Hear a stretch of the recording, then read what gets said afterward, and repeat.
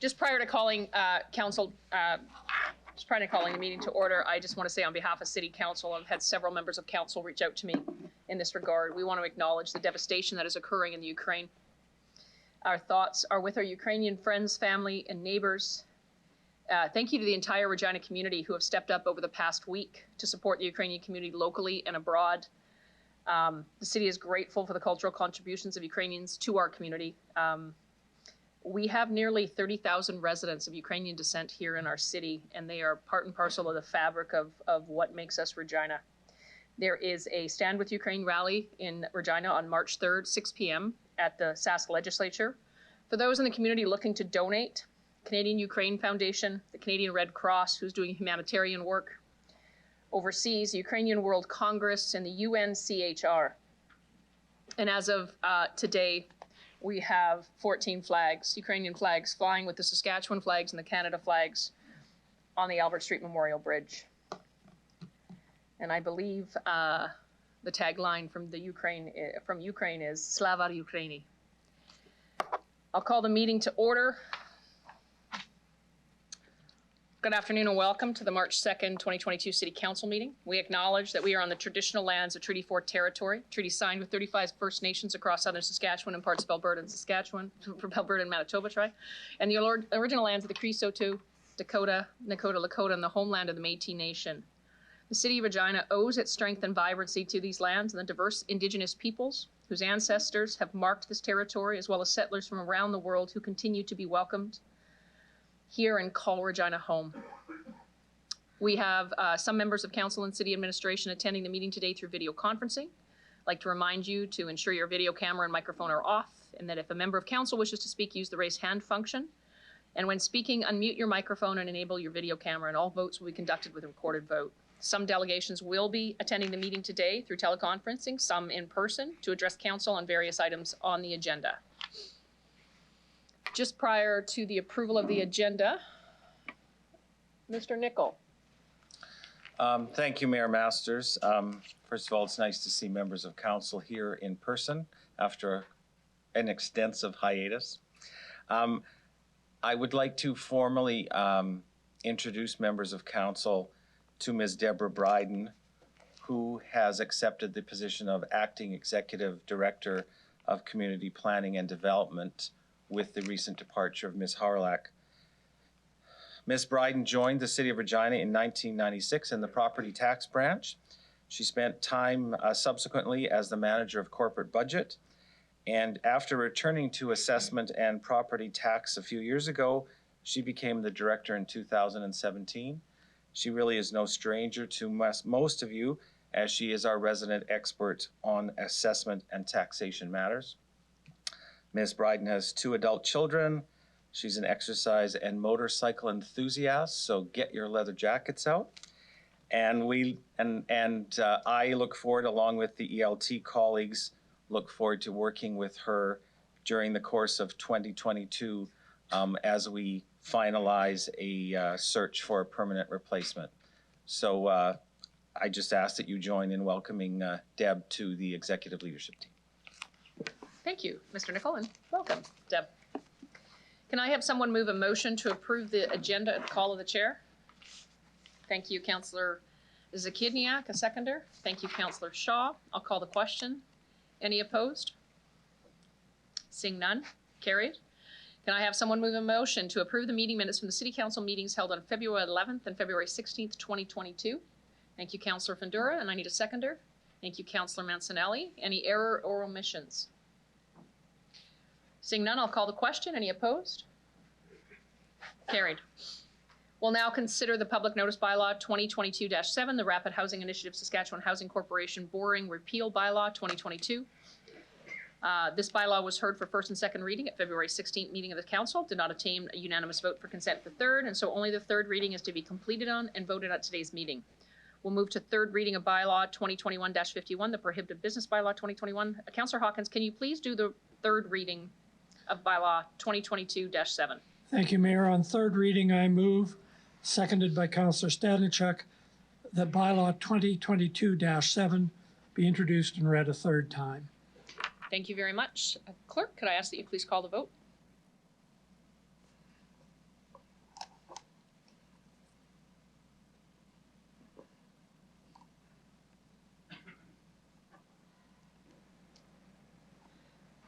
I'll give my vote verbally in favor, just because I'm having some troubles with the computer.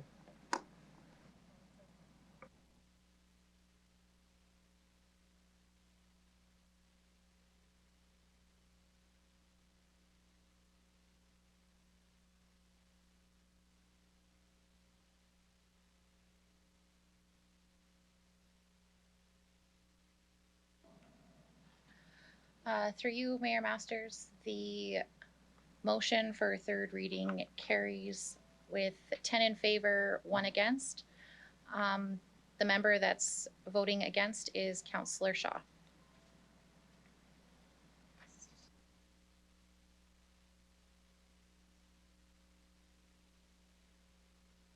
Thank you very much to the clerk. We'll now consider the bylaws that require a public hearing. I will turn it over to Deputy Mayor Shaw. Thank you, Mayor Masters. I move, second by Councillor Stevens, that bylaw 22-8, 22-10, 22-11 be introduced and read a first time.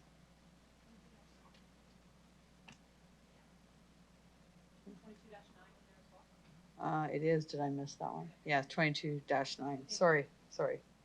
Nope, it's all good. Thank you, Deputy Okay. Mayor. Clerk, would you like to speak to this?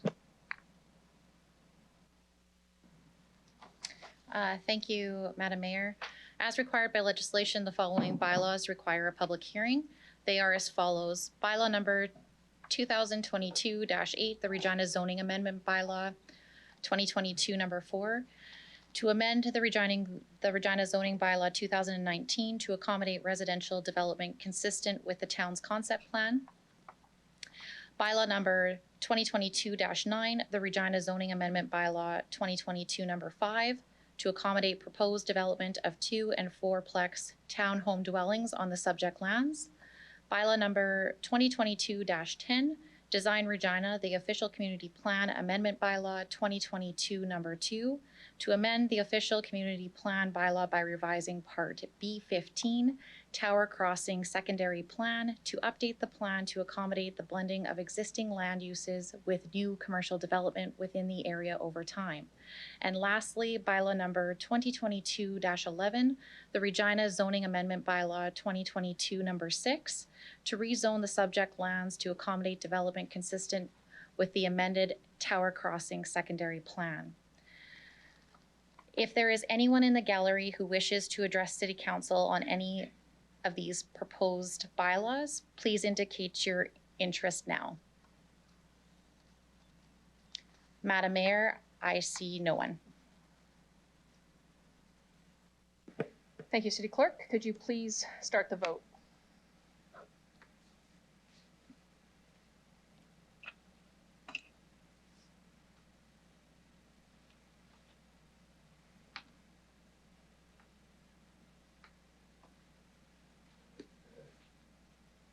I'll just turn yours around.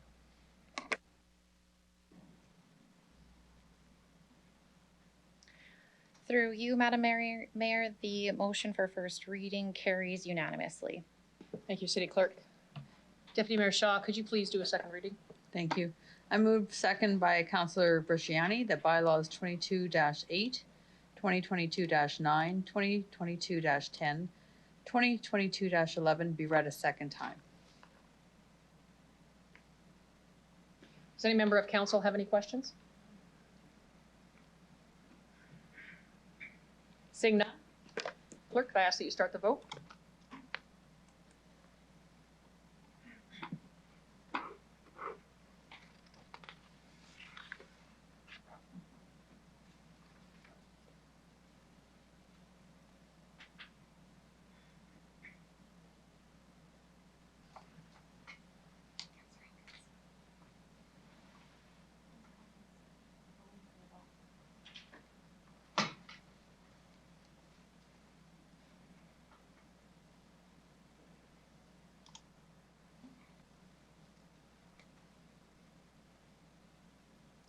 Through you, Madam Mayor, a second reading carries unanimously. Thank you to the clerk. Deputy Mayor Shaw, can you please do the consent for the third reading of the bylaw? I move, second by Councillor Findura, that council hereby consent to bylaw 2022-8, 2022-9, 2022-10, and 2022-11 going to the third reading at this meeting. Thank you. Clerk, could you please start the vote?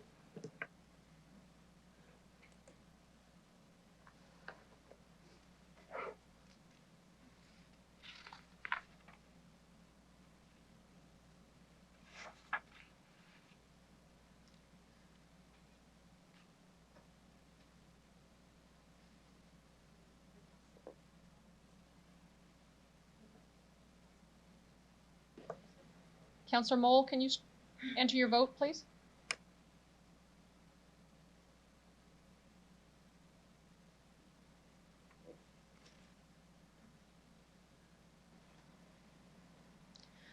Through you, Madam Mayor, consent for third reading passes unanimously. To that end, we can go to final reading. Deputy Mayor Shaw, can you please do final reading of the bylaws? Thank you, Mayor Masters. I move second by Councillor LeBlanc that bylaw 2022-1, 2022-2, 2022-3, and 2022-4 be read a third time. Thank you. Clerk, could you please start the vote?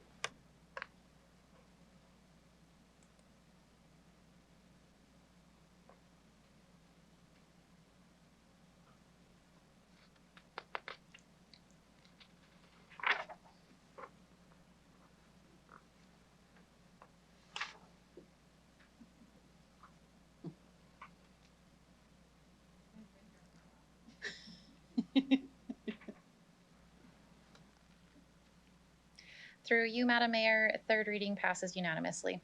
Thanks very much, the City Clerk. We'll now move on to public notice reports. We'll consider CR 22-14, the Regina Minor Football Canteen Lease. Deputy Mayor Shaw, could I have you introduce the report, please? Well, I would.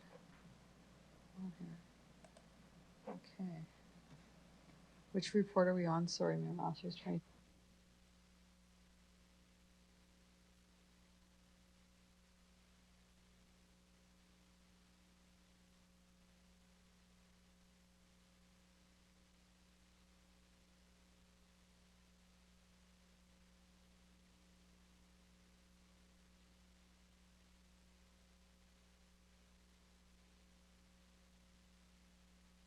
Mayor Masters, Regina Minor Football Canteen license recommendation from executive was to approve the City of Regina entering into an agreement with the license of the portion of the city-owned property located at Douglas Park and People Field, 3025 McDonald Street, as outlined in the attached Appendix A to Regina Minor Football, consistent with the terms and conditions stated in this report. Delegate authority to the Executive Director, Financial Strategy and Sustainability, or their designate to negotiate any other commercially relevant terms and conditions, as well as any amendments to the agreement, and do not substantially change what is described in this report and agreement and documents required to give effect to the agreement. Can we have a seconder on the report? Thank you, Councillor Stadnichuk. Any members of council have any questions about the report?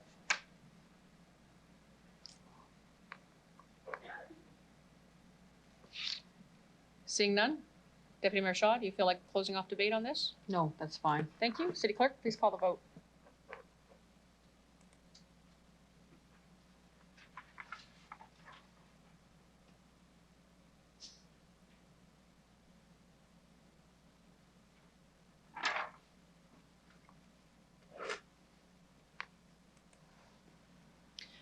Through you, Madam Mayor, the motion carries unanimously. Thank you to the clerk. We'll now consider item CR 22-15, the Regina Windy Flyers lease at Kings Park. Deputy Mayor Shaw, can you please introduce the report? Thank you, Mayor Masters. It's recommended, Executive Committee seeks concurrence of this, the Regina Windy Flyers lease at Kings Park. Recommendation to City Council to approve the City of Regina entering into an agreement for the lease of the portion of the city-owned property located at Southeast 131919 west of 2 at the Kings Park, identified as the attached Appendix A. the Regina Windy Flyers consistent with the terms and conditions stated in this report. Thank you, Mayor Masters. Thank you. Any questions from council members on this report? I do need a seconder. Thank you, Councillor Hawkins. Seeing no questions, City Clerk, could you call the vote?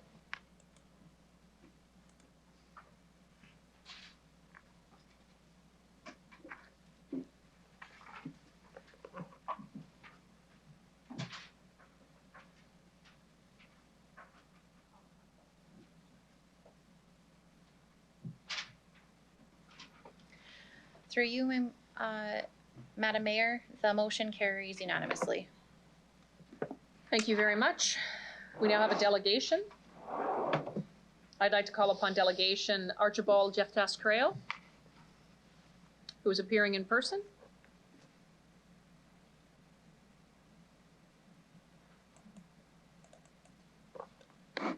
The item we're on is CR 22-16. Council?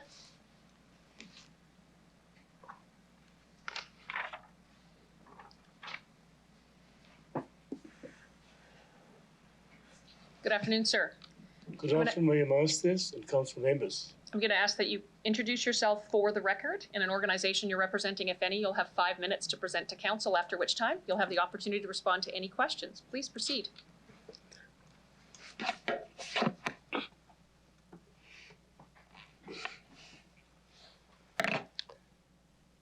My name is Archibald Jefftas Crail. Good afternoon, Mayor Masters and council members. I'm here to speak on behalf of my family who reside at number 6 Johnson Street, which is in Ward 10. About the problem that we've had with the city for the last 15 years. The west side of our property abuts directly onto an easement. On the easement, there is no drainage system. At first, we noticed that the neighbors west of us empty their huge swimming pool at the end of summer, and water floods the easement and, to a minimal degree, enters our property into the basement. We spoke to the neighbors and we asked them to please empty their swimming pool into the street or somewhere else. I can't remember what they did, but they moved afterwards. Then we noticed that whenever it rains very much or the snow melts, the easement gets flooded and the water seeps into our basement.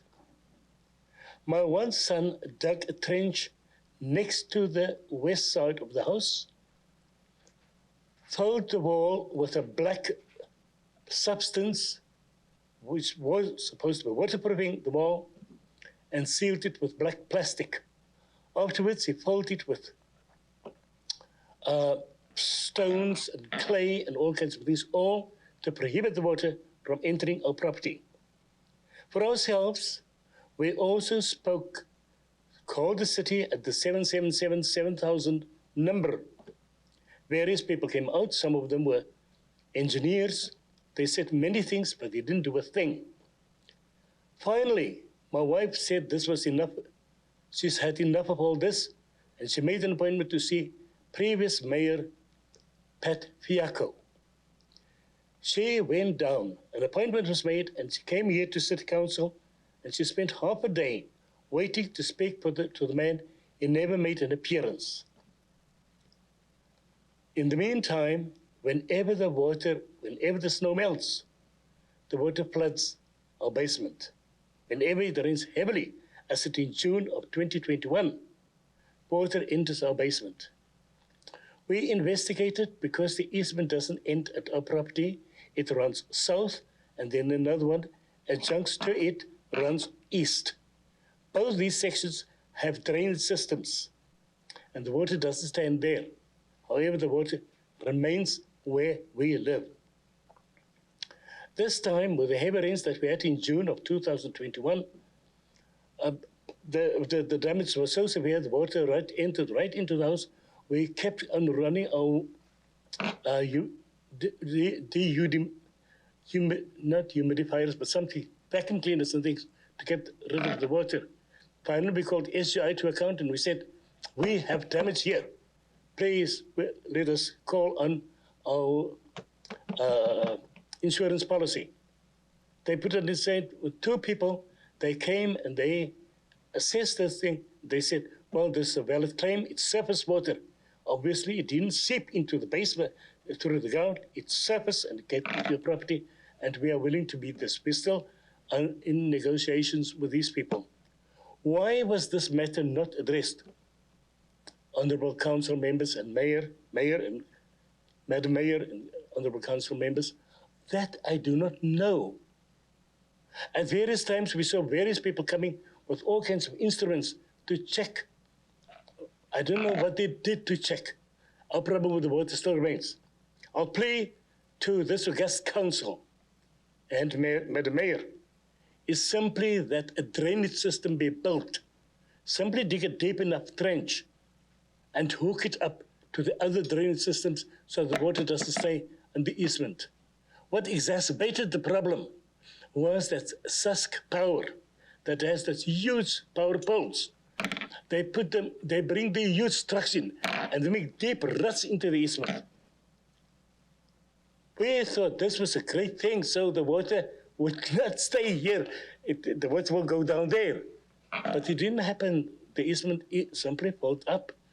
And when people, our new neighbors, they have some trees growing next to their property, we encouraged them to plant more trees so the trees could at least absorb the water that gave us such a huge problem.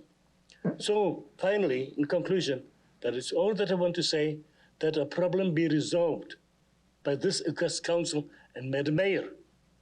And that simply, it's a simply engineering thing to simply dig a trench, lay a drainage system, and a problem that has been suffocating us for the last 15 years would be overnight resolved. Thank you, Madam Mayor. Thank you, council members. Thank you, Mr. Justice Krell.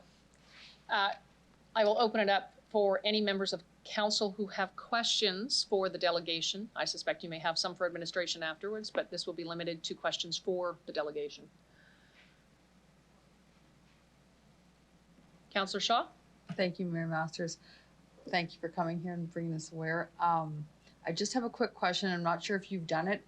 Have you ever looked into the cost of doing something like this?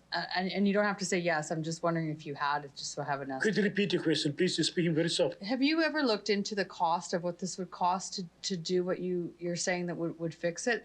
And I'm not saying that you should know the answer. I'm just wondering if you ever had looked into it. That was beyond me, man. That's totally fine. Thank you. That's fine. Thank you. Thank you very much. Thank you, Councillor Shaw. Councillor Zakidniak? Thank you. Thank you for coming here today. And I'm really sorry to hear about all the troubles that you've had. What I'm wondering is if we can get a commitment from administration today to follow Councillor up. Zakidniak? It's a Question for the delegation? It is a question. From administration to follow up with you and address your concerns, and that someone will follow up with you and continue to address your concerns. Will that be a satisfactory resolution for now, for today? More than enough talking. What I've said today to this august council, I've repeated to many, many people over the years. I do not want to talk anymore. I simply want things done. I understand. Thank you, ma'am. Yeah, thank you. Thank you, Councillor Zakidniak. Any further questions from council? Trying to turn that. Councillor Mole, please go ahead.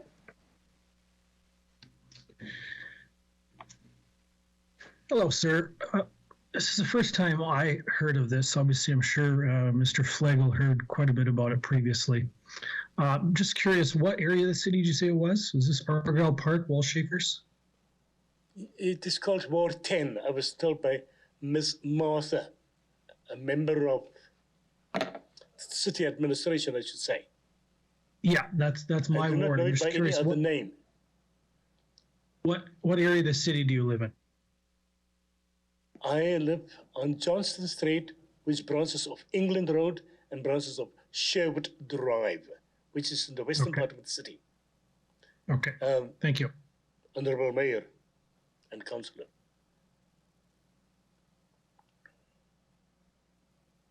That's all I have, thanks. Thank you, Councillor Mole.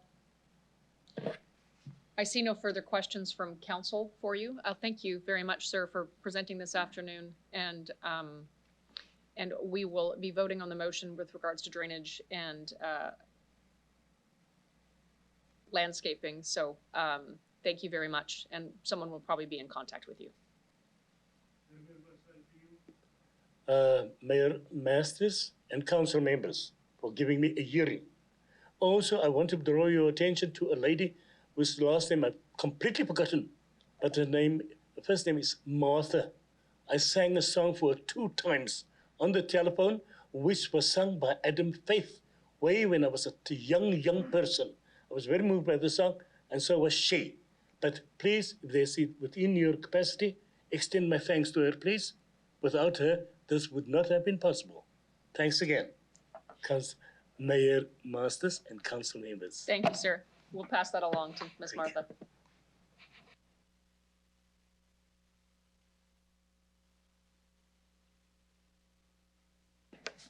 We have a communication on item CR 22-16 from Stu Niebergall, Regina Region Home Builders Association. Can I have someone move a motion to receive and file communication CP 22-3? Thank you, Councillor Fundura. A seconder.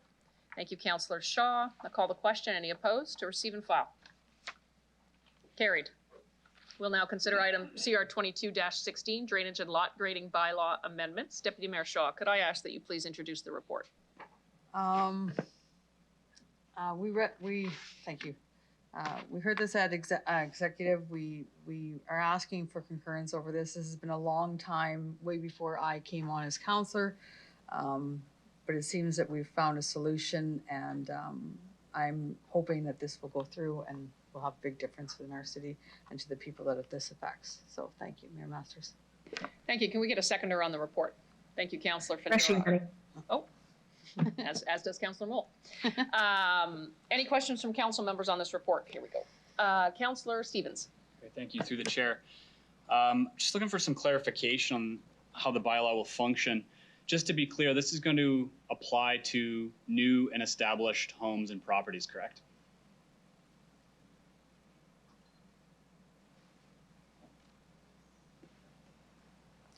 Through you, Mayor Masters, that is correct. Thank you.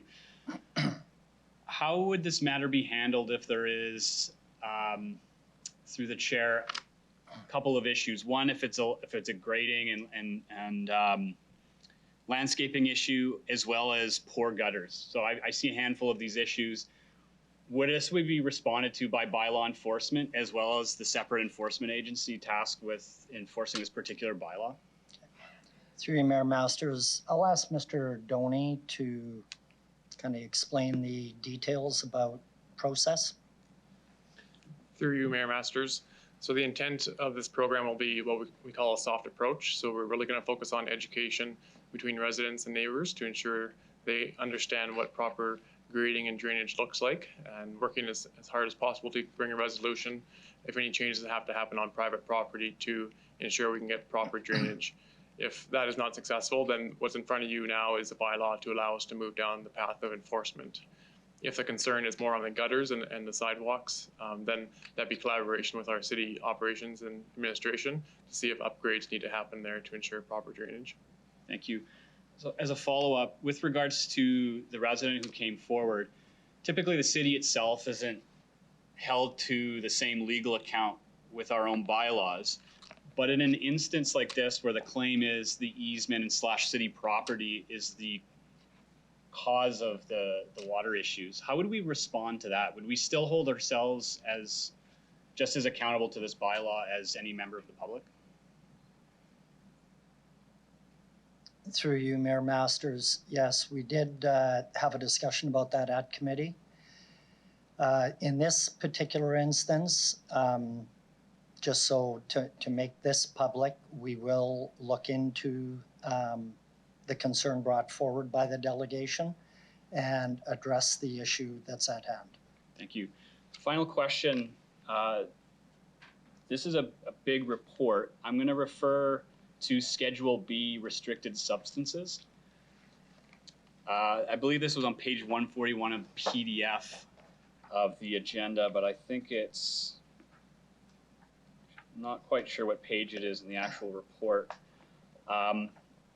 In this list of restricted substances, I was pleased to see administration reduced in many instances what is allowable into our sewage system. However, in some cases, there is now a list of chemicals that are now permissible.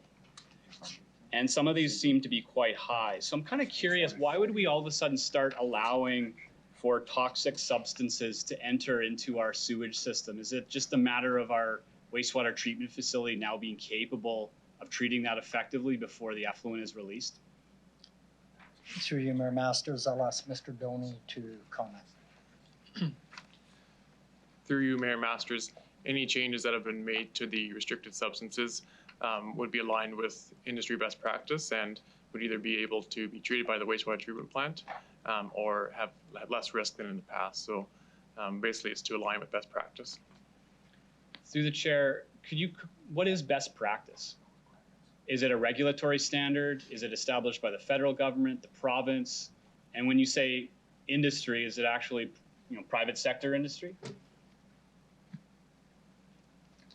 Through you, Mayor Masters, so industry best practice would refer to regulations set by the federal and the provincial government. So in this case, CCME regulations. So the Council of, I'm not going to try that one, but basically the regulations set by the federal government across the country.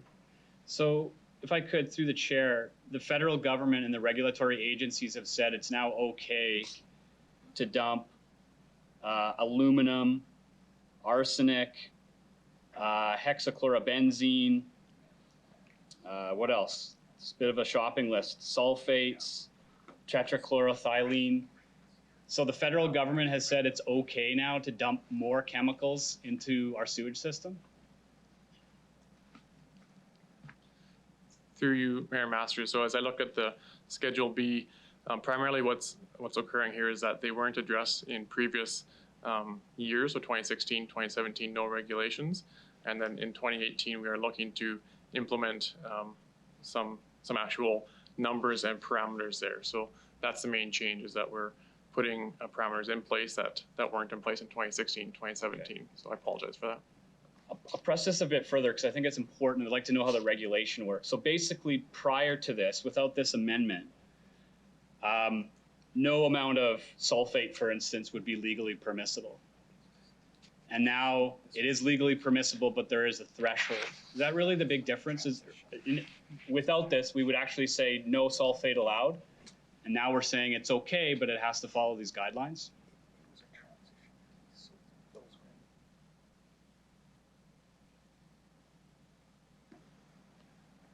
Through you, Mayor Masters.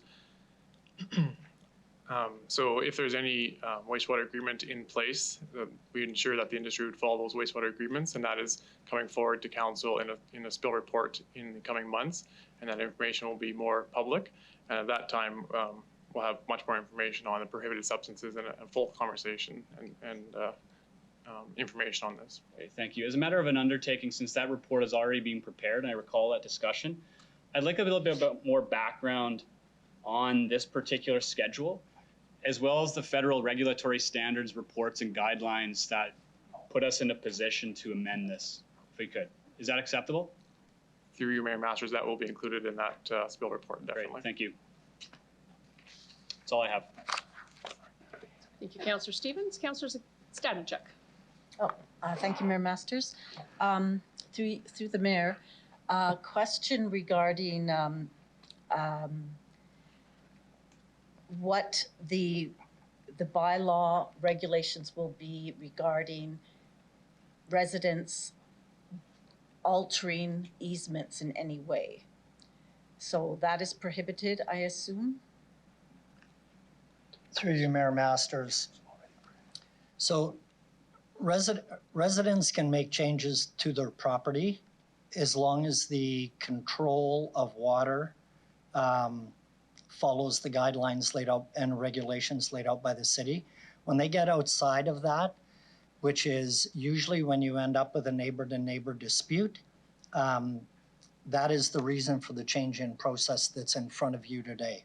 So city administration would send the inspector out to have a look at the property, and if they're outside the regulations, then they would be asked to make changes that would deal with the property runoff that could possibly be going to a neighbor, or it could be going somewhere else, which is not accepted also. Okay, I'm not sure if that is exactly what I was asking through the mayor. The question is more, so this regulates what happens on property, on individuals' property in terms of drainage and lot grading. But regarding the easement, which is city property, do these bylaws actually restrict any alteration of the easement itself? I'm going to defer that to Mr. Doney. Okay. Through you, Mayor Masters, I'll start, and if needed, ask Mr. McCall to add. But if I understand the question, residents will not be permitted to make any changes to a public easement. Okay, good, thank you. I'll just make a comment, and it's just I strongly support this bylaw. I didn't ask any questions of Mr. Jeftus Crail because I have a similar situation in Hillsdale where there is a dispute and the between neighbors, and it sounds like the easement has been altered as well. So I do hope that once we have these bylaws in place that we can start taking the steps to resolve some of these issues. Flooding of residents, which has been happening for a number of years, and there just hadn't been an ability to deal with it until now. So I really look forward to having this bylaw in place and the regulations. Thank you. Thank you very much, Councillor Stanichuk. Councillor Fundura. Thank you, Mayor Master. Through you, question. The delegation did refer to utilities or SAS Energy or SAS Power working in easements. I do know that we do have an agreement, but question is, do we have an agreement with the utilities when they come into our lanes, back lanes, onto the properties, that they have to restore the property or the easement or alleys to its original state when they started?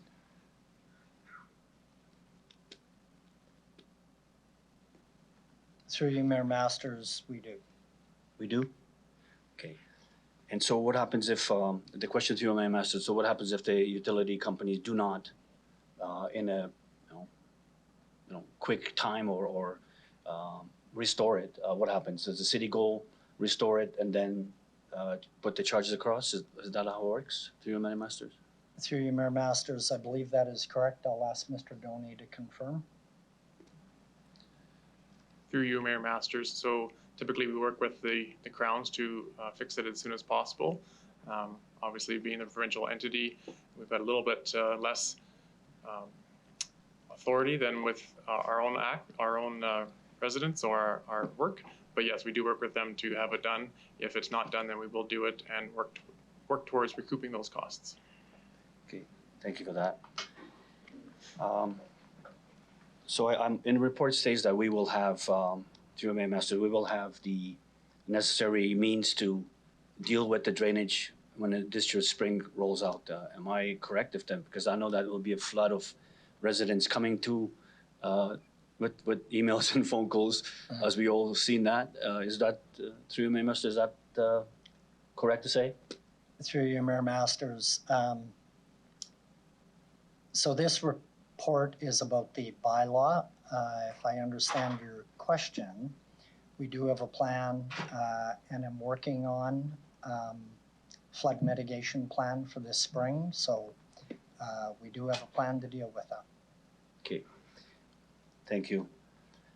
I think Councillor Stanichuk did ask the question about properties building up gardens and things like that on top of catch basins.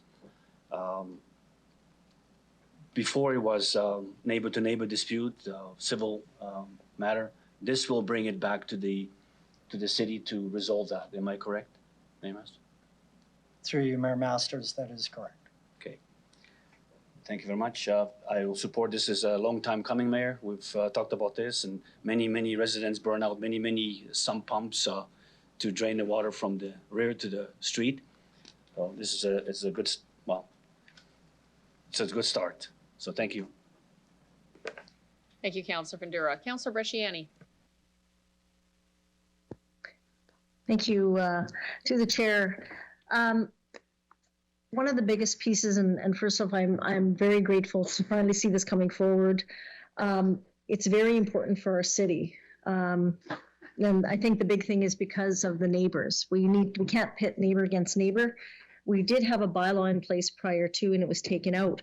So I want to first of all say thank you to the staff. I know Dustin McCall has done work and also helped when we were crafting the motion to bring this forward.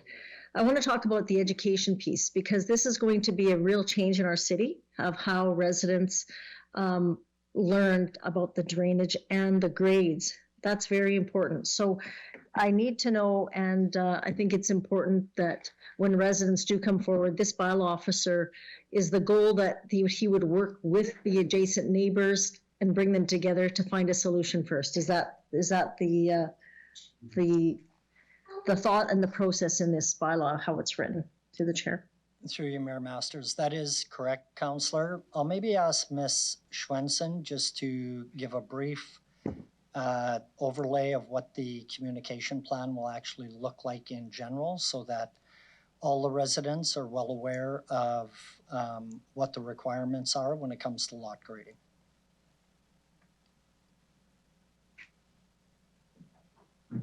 Thank you. Through you, Mayor Masters, we do have a drafted communication strategy that includes video, guides, several initiatives. We'll be using our website. We'll be doing mailers and just making sure that the community is aware of the requirements. But I do believe you might have been referring a question that might be for Ms. Willoughby in terms of how the enforcement officers will work with the residents when they actually go out.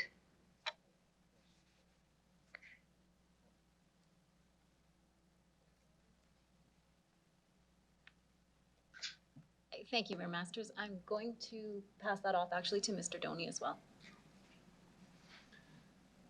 Through you, Mayor Masters. So the approach that we will take will be an educational approach. So we'll work with residents. We'll have a brochure and a pamphlet that we'll be able to share with residents to understand what drainage looks like, what lot grading looks like, ensure that they're well informed and know what they can do to improve the situation. At a very last resort, if we don't get compliance between residents, that's what this bylaw in front of you is for, is to take the next steps for enforcement. But we hope through education and training and collaborative communication that we will not have to do that in very many situations. Thank you for that.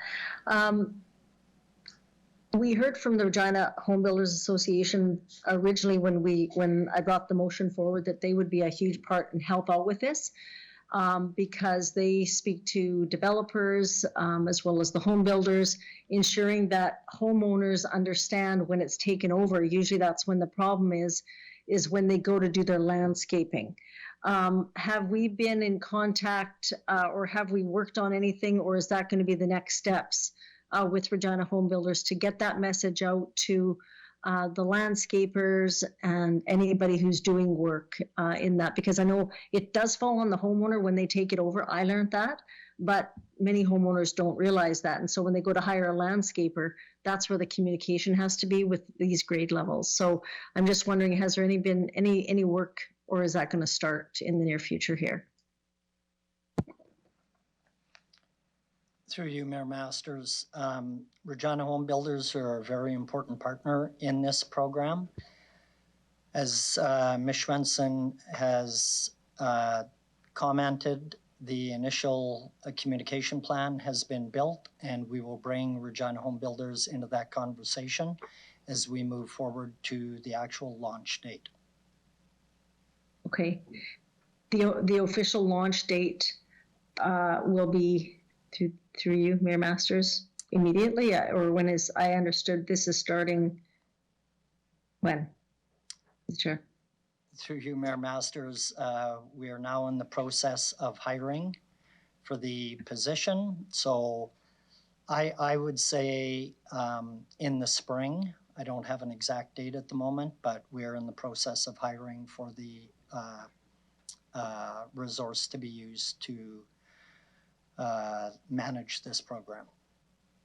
Okay, and I guess the last point that I'll just comment if I can. I think this is vitally important for our city. One of the saddest things I saw was neighbors sue each other.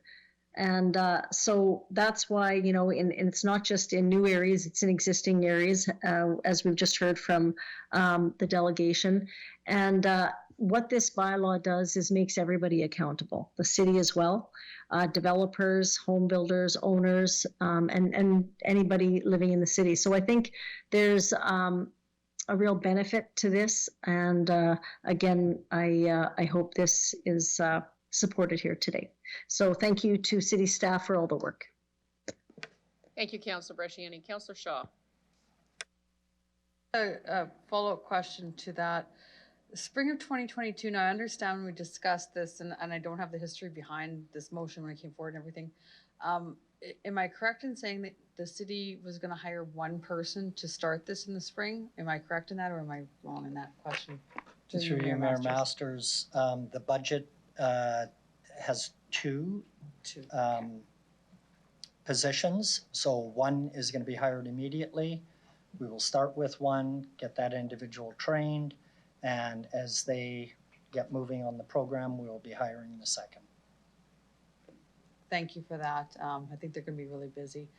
If you can just give me a moment here, talking about the communication, and I remember back when we had the Clean the Sidewalks bylaw, and we all said, no, we don't want to fine anybody this year because, as Councillor Hawkins said, and we all said, we want to be good neighbors to each other. We want to educate people on the consequences of not plowing off your sidewalks to people with disabilities and older people.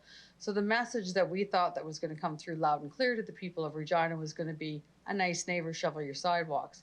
I see signs all over Regina that says shovel your sidewalks in 48 hours. And it's like, that was shocking to me because it was kind of a message that I thought we'd be nice people to each other. So maybe in this, I understand the grading and I've learned a lot about this. And I do have people in my ward that didn't know when they were doing stuff. And once they knew, they fixed it and they were apologetic to it. Then I have the people that are just not nice. Just kind of the communication around this. I just like it to emphasize that, you know what, we're going to be holding everybody accountable, even ourselves as a city, to be a good neighbor. The effects that this causes on not doing it to your neighbor is pretty, it's pretty credential to. It's just awful. But maybe if that can go through the message, just be a little nicer. Thank you. Thank you, Councillor Shaw. I'll ask one more time if any other member of council has a question or comment. Seeing none, Councillor Shaw, did you want to close off debate? Thank you. City Clerk, please call the vote.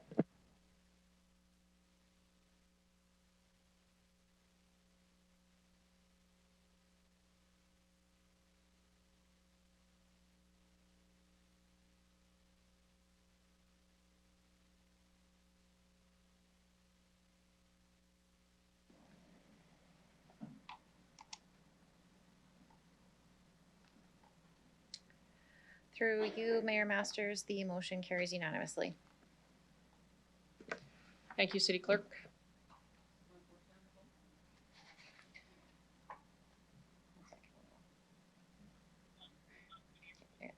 I'd like to call upon Delegation DE 22-28, Blair Forster with Forster Harvard Development Corp, Regina, Saskatchewan.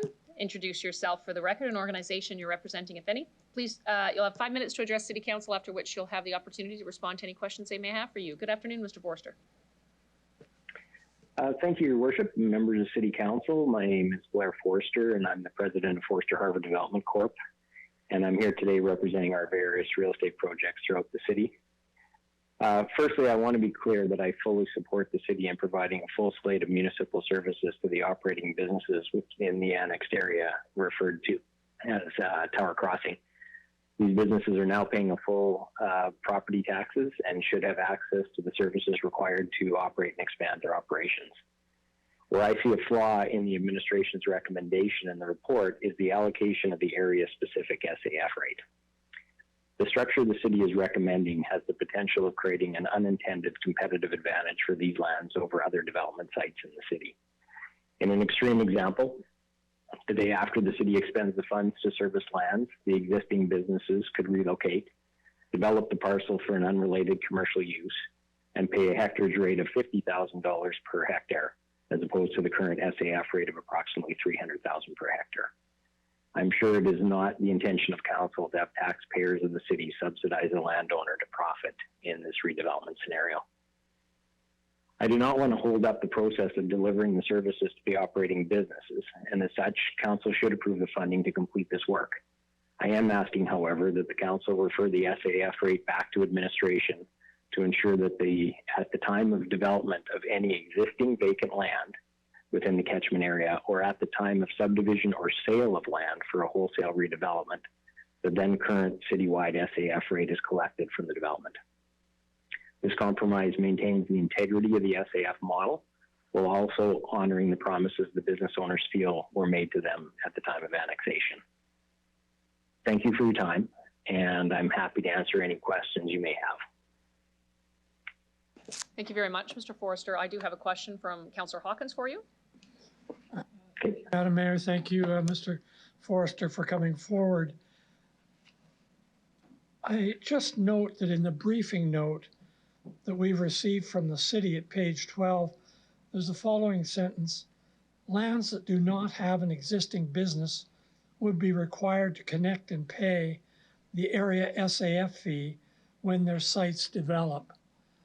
I'm not sure I understand that sentence, and I'll put it to the administration, but I want to ask you, does that address the problem that you're addressing in your presentation? Your Worship, I don't believe it does, because in my conversation with Dustin McCall, who was the author of the report, I believe that SAF rate that would be collected at that time would be the reduced SAF rate of $50,000. Now, I may be misunderstanding that, but that was a specific question I put to Mr. McCall. So my expectation would be that we're dealing with two separate issues here. One is the fact that if you are within the boundaries of the city of Regina and you have an operating businesses and you're paying full real estate taxes, I believe you should have access to full services.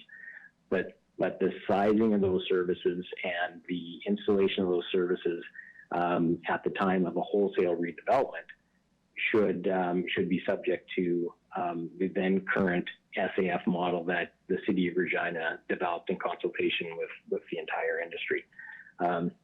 That SAF rate is determined to capture many more items than are simply sanitary and water service. If, for example, all of these businesses decided to relocate and put retail businesses and hotels and other more traffic generating operations on them, that service road in front of the properties, I don't believe would be sufficient to accommodate the new demand. If that was the case under the model as I understand it today, the city and the taxpayers would be responsible for any improvements to that road surface, not the SAF fund that was intended to collect and reserve monies for those type of expenditures. Thank you, Mr. Forrester. I'll seek clarification from the administration on their understanding of this. I just have one further question through the mayor for you.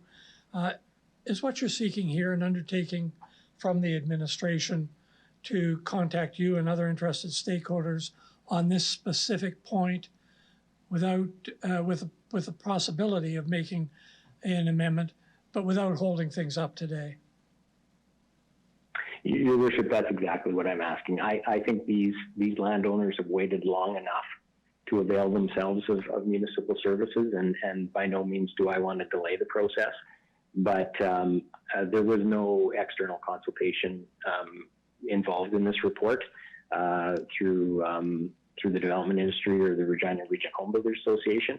And I do believe that we could find a compromise that maintained the integrity of the existing development levies while still accomplishing the goal of servicing these operating businesses. Thank you very much, Mr. Forrester. Thank you, Mayor. Thank you, Councillor Hawkins. Mr. Forrester, I see no further questions from council. I'll thank you very much for your presentation this afternoon and ask that you leave the meeting. Thank you very much. Thank you.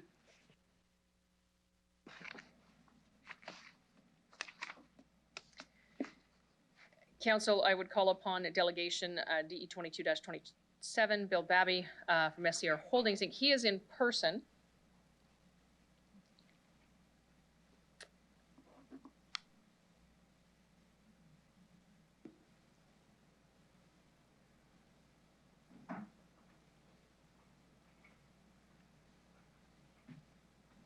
I would ask that you introduce yourself for the record, the organization you're representing, if any, and you have 5 minutes to address City Council, after which you'll have the opportunity to respond to any questions that members of council may have for you. Good afternoon.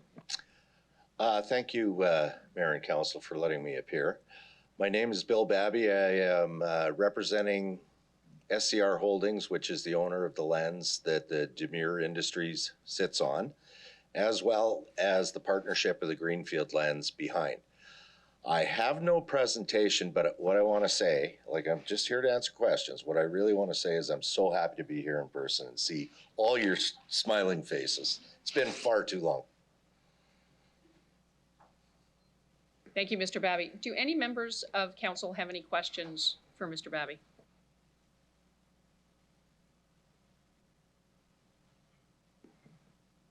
Mr. Babby, it looks like they're good. That was easy. Thank you, Thank Mayor you. and Council.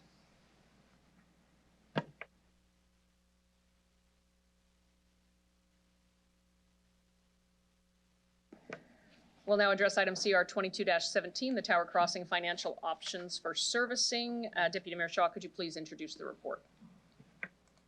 Sure can. Thank you, Mayor Masters. At executive, this was talked about in great length. We here today are addressed to, people have been waiting a long time for this to get through. I think I do recall it's been 9 years. Executive committee is asking concurrence on this, and that is all I have to say, Mayor Masters. Thank you. Could I get a seconder on the motion? Thank you, Councillor Hawkins.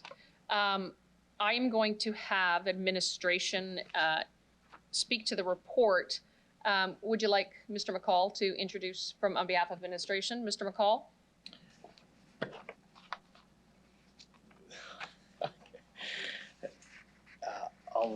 Through you, Mayor Masters, I'll let Autumn Dawson introduce. Thank you.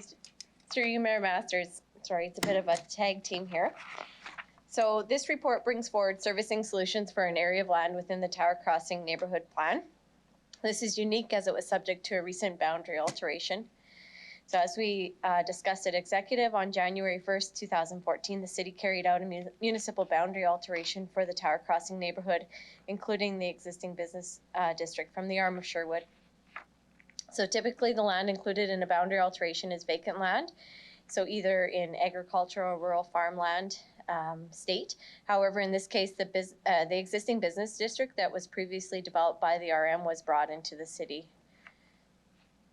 There were changes approved to the secondary plan and zoning bylaw, and the bylaws were just passed here earlier in the meeting, and that was to align land uses for the neighborhood, which had full public consultation, and the servicing solutions presented in this particular report finalizes the work related to that boundary alteration. We've been actively working with landowner stakeholder groups since July 2021, and throughout the stakeholder meetings there was a number of concerns that were identified, and this report and the previous zoning and secondary plan report addresses the concerns that were identified by the stakeholder group. So this report does provide a resolution to those servicing issues, and although the existing business district does have access to all city services except for sanitary, the recommendations in this report will bring forward solutions for full urban integration.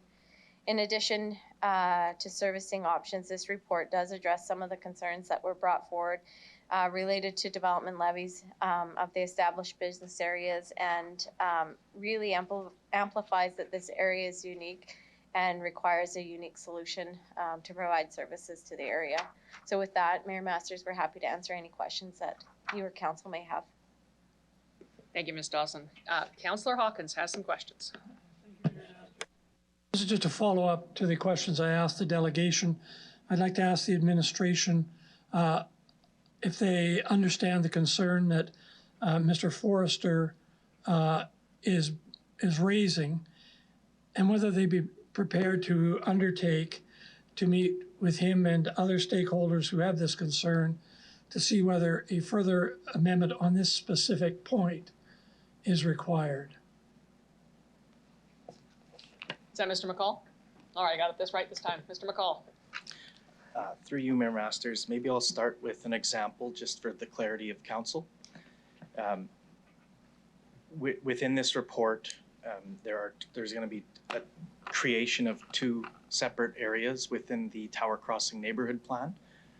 For lack of better terms, those terms will be in the amended bylaw. One is the Tower Crossing Greenfield area, and the fees that would apply to that greenfield area would be the same as every other greenfield area, plus the addition of the proposed $59,000, that's the estimate for the sanitary sewer solution. So that's the greenfield example.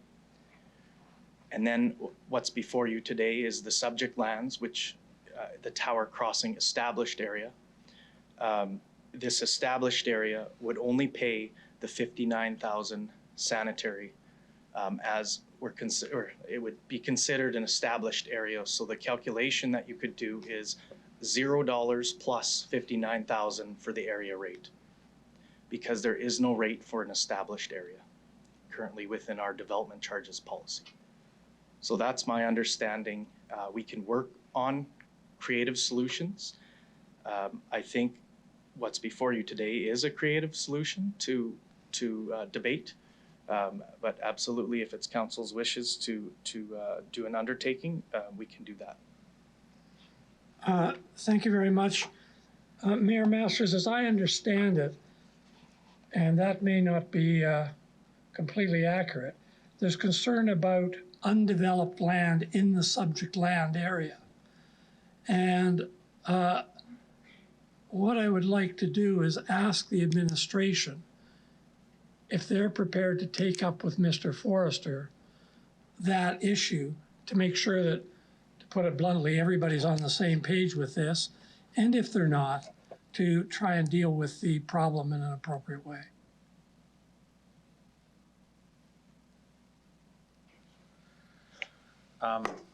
Thank you, Mayor Masters. Through you to Councillor Hawkins' question, I guess I would ask Mr. McCall as well as Ms. Willoughby if that in any way inhibits moving forward with what we have on the table today. Because I know it has been a longstanding recommendation from Mr. McCall that this is his best advice is how to proceed. I don't think there would be any reluctance to meet with Mr. Forrester, but I want to understand from legal in particular whether is there something inhibiting us from moving forward. Can we pass this, get this in place, and still address it? And if there were questions or issues that were raised, we could remedy them at a future date. Either Mr. McCall or Ms. Willoughby or Ms. Dawson.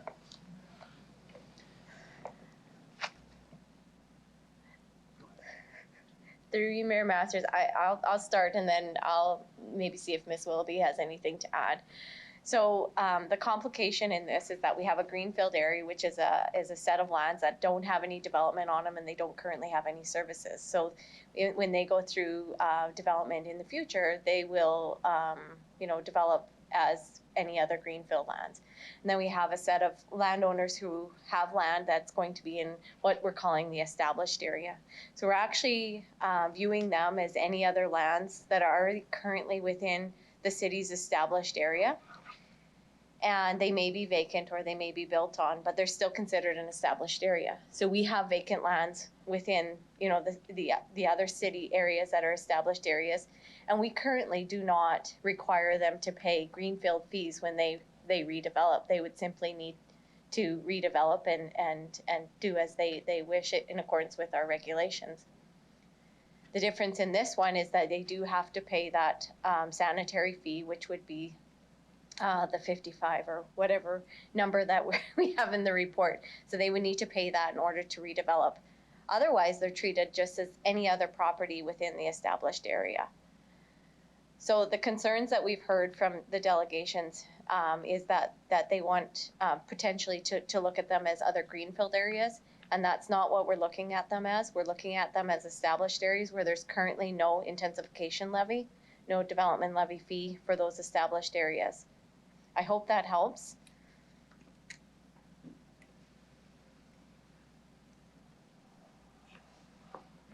It doesn't. And it's partly a language problem here. In the briefing note, we talk about subject areas, and here we're talking about established areas. It's difficult to understand. I'm concerned that trains are crossing in the night. I'd like an I'm prepared to support this. Indeed, the delegation was prepared to support this. I would like an undertaking from the administration simply to talk to Mr. Forrester and perhaps any others stakeholders who are interested to see if they can sort this out. I suppose if they can't, I could bring it back to council, but I'm hoping they'll be able to come to an understanding which they all agree to. Councillor Hawkins, can you pass that to me, and I just want to make sure that the rest of folks have an opportunity to talk, and it'll come back around after break. It would look like I'm happy to pass it to you. That based upon further questions and further answers, if something else becomes a bit more clear. That's all right. Thank you. Yeah. Thank you, Councillor Hawkins. Councillor Stevens. Great, thank you, through the chair. I'd like to follow up on that point. Can administration clarify if Mr. Forrester has financial interests and land holdings in the area that we're discussing today?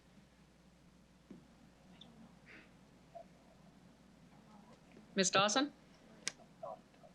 Yeah. Through you, Mayor Masters, so the delegation would be associated with the development south of Victoria Avenue in Aurora. So I guess I'm looking for clarification. Why would we consult with a competitor on this project to see if they're okay with the deal that our team has negotiated with them? It seems like, one, there's a conflict of interest. And from that conflict comes, you know, some financial stake in the outcome. So I'm just trying to think of why we would defer it back to someone and what authority they would have in this consultation process. Ms. Dawson, perhaps you could explain how SAF fees are negotiated? Sure. Thank you, through you, Mayor Masters. So the servicing agreement fees, we do an annual review, and I think I did talk about this at executive committee, and we do have a number of stakeholders that we do consult with. And through that process, there's projects and land area that we talk about, and then at the end of that rate is presented to council and approved for the year. So the delegation at executive and the delegation here today at council would both be part of those conversations. We had anticipated to bring this up through those conversations and just let those folks who are also interested in that process be aware that this was you know, the intention for these particular lands, and that's how those conversations would have been carried through. So it doesn't address your question, and I don't know if it's for me to answer, but that is kind of the anticipated process from here, from our perspective. Okay, I'm used to that. I'm going to ask a question about what if we don't approve this, just so I can see really the implications. So let's say this is turned down altogether. How does this affect the possibility of commercial and residential development in this area? So it sounds like we're making a financial investment. It will yield returns. It will fast track development. If we don't approve this, is it correct to say that would just stall the development or it could amplify costs associated with it?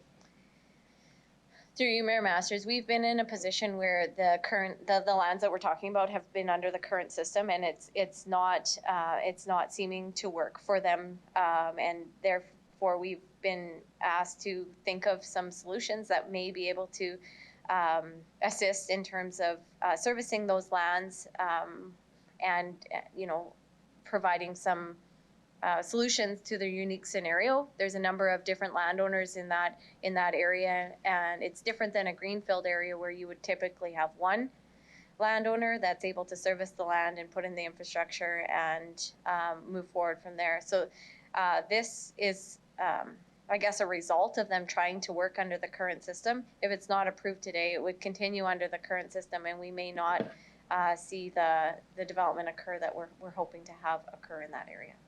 Councillor Stevens, City Manager would like to speak. Thank you, Mayor.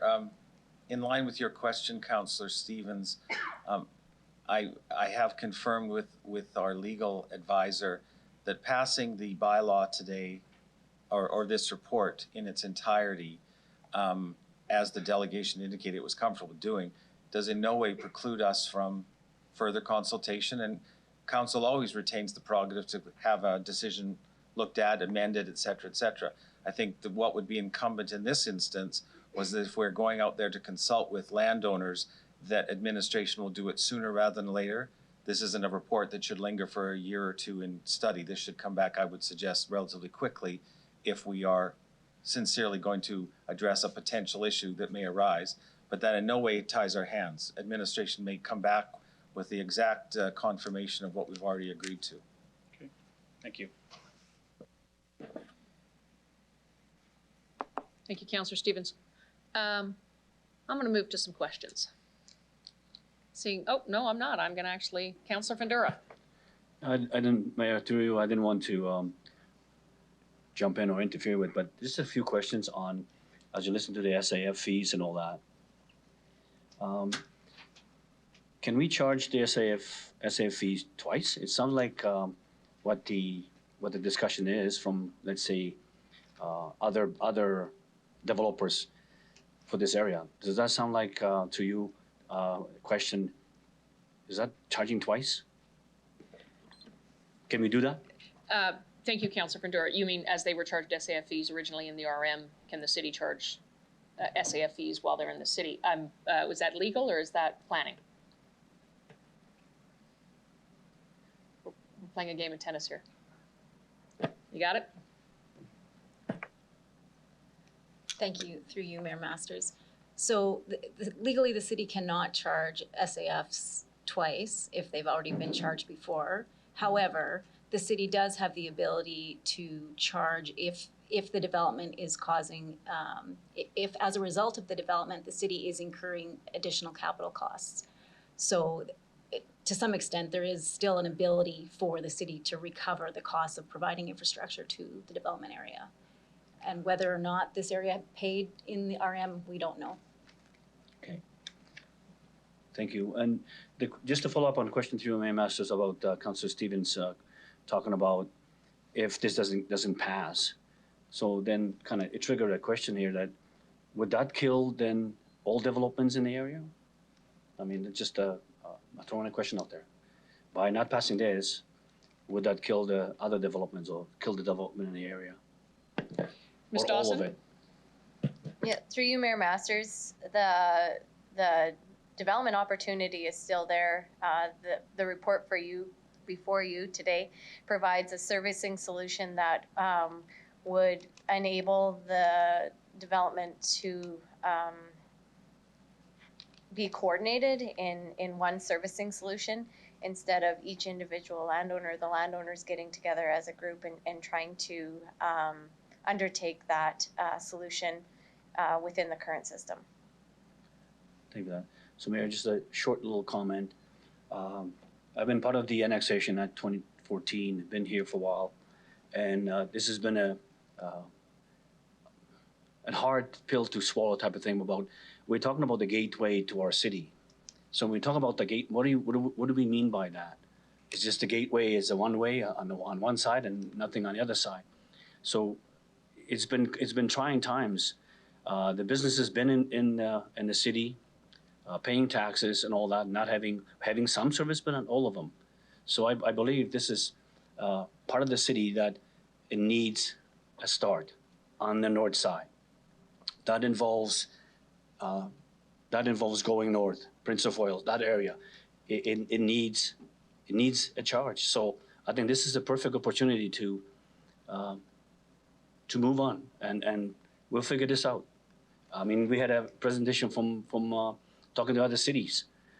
City needs to invest some things to spur investment and to spur build out. And I mean, that's I'm all for it. So let's move. This has been going on way too long. Thank you, Mayor. Thank you, Councillor Fundura. One moment.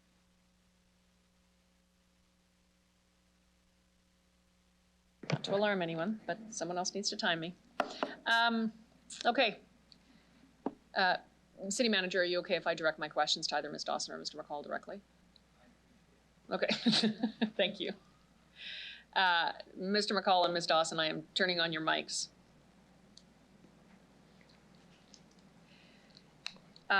In terms of the $59,000 into the small SAF fee, you're deeming that collectible because it would be the cost recovery of the investment in wastewater. Do I have this correct?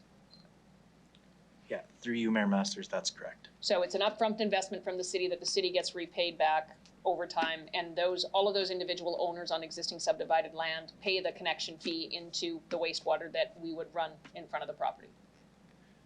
Through you, Mayor Masters, yes, on the subject lands, the subdivided lands, and also on the entire Tower Crossing neighborhood plan area, so the greenfield lands included, yes. Thank you. So in terms of the SAF fees as they currently stand, it's roughly around $1,000. It's $300,000, correct? Through you, Mayor Masters, I'm not sure if I understand the question. Oh, yeah, sorry, yeah, $300,000, yes, correct. So on the greenfield land behind the existing subdivided land that was annexed, that is actually going to have to pay $359,000? Do I understand that correctly? Through your Mayor Masters, that is correct. So the entire greenfield area behind these existing subdivided lands is actually at a disadvantage for development according to the regular SAF fees charged in the rest of the city. Through your Mayor Masters, they would have to pay the regular rate plus the additional rate. That is correct. Can you tell me what the principle behind SAF fees are? Through Mayor Masters, I'm going to take that one. Servicing agreement fees, SAFs as we call them, are to provide for the capital costs of providing the service due to the costs incurred for the subdivision. And development levy fees are similar type of fees, capital costs associated with a development permit on an already subdivided land. But you can't charge development levy fees for capital costs you've already charged through an SAF. So to sum it up, impact on the system to offset the cost for growth? Through Mayor Masters, that's a good summary. Thank you. Why is this area, the area that you're talking about, the $59,000, why is it unique? Mr. McCall, I think you wrote the report. Why don't you answer this question? Through you, Mayor Masters, I'll start and then maybe I'll pass it off to Ms. Dawson. The area is unique in terms of the existing area is already built out significantly from previous development of the RM. We contacted several municipalities as well as part of this, and there's many that do boundary alterations that include maybe one business that maybe has partial services or full services within a city. You know, there's very little that take in an existing business district like this, where it's a whole, basically a servicing road district that was developed in the RM previous to this. The other portions of uniqueness, I would say, is on the lands themselves. Many of these businesses, you know them as Young's Equipment, Graham's Tire, Bobcat of Regina, King's Acre Campground, to name a few. They're all existing operating businesses with partial services, albeit they do not have sanitary service. So that's what's in front of us today, is to provide a solution to that. So that is also unique, where they have services, yet it's not the services that the city had intended, or they don't have the services that we typically apply to another area. And I'll use an example, for example, maybe Park Street. You know, there is in the report what's reflected in terms of water servicing. They have services through a private system that's with one connection, typically within the city. Each individual property has a service to that main. This report addresses that. Sanitary, they have their own septic holding tanks. This report addresses that. They do have existing, again, with the road network. And as we transition through, this area is unique, as we can plan for the existing servicing road to be phased out. That was another part of the discussion of this uniqueness. And they have existing stormwater infrastructure, overland drainage infrastructure. So that's my take on the uniqueness. And maybe I'll pass it to Ms. Dawson to add anything I might have missed. Through you, Mayor Masters, I don't have anything else to add. Thank you.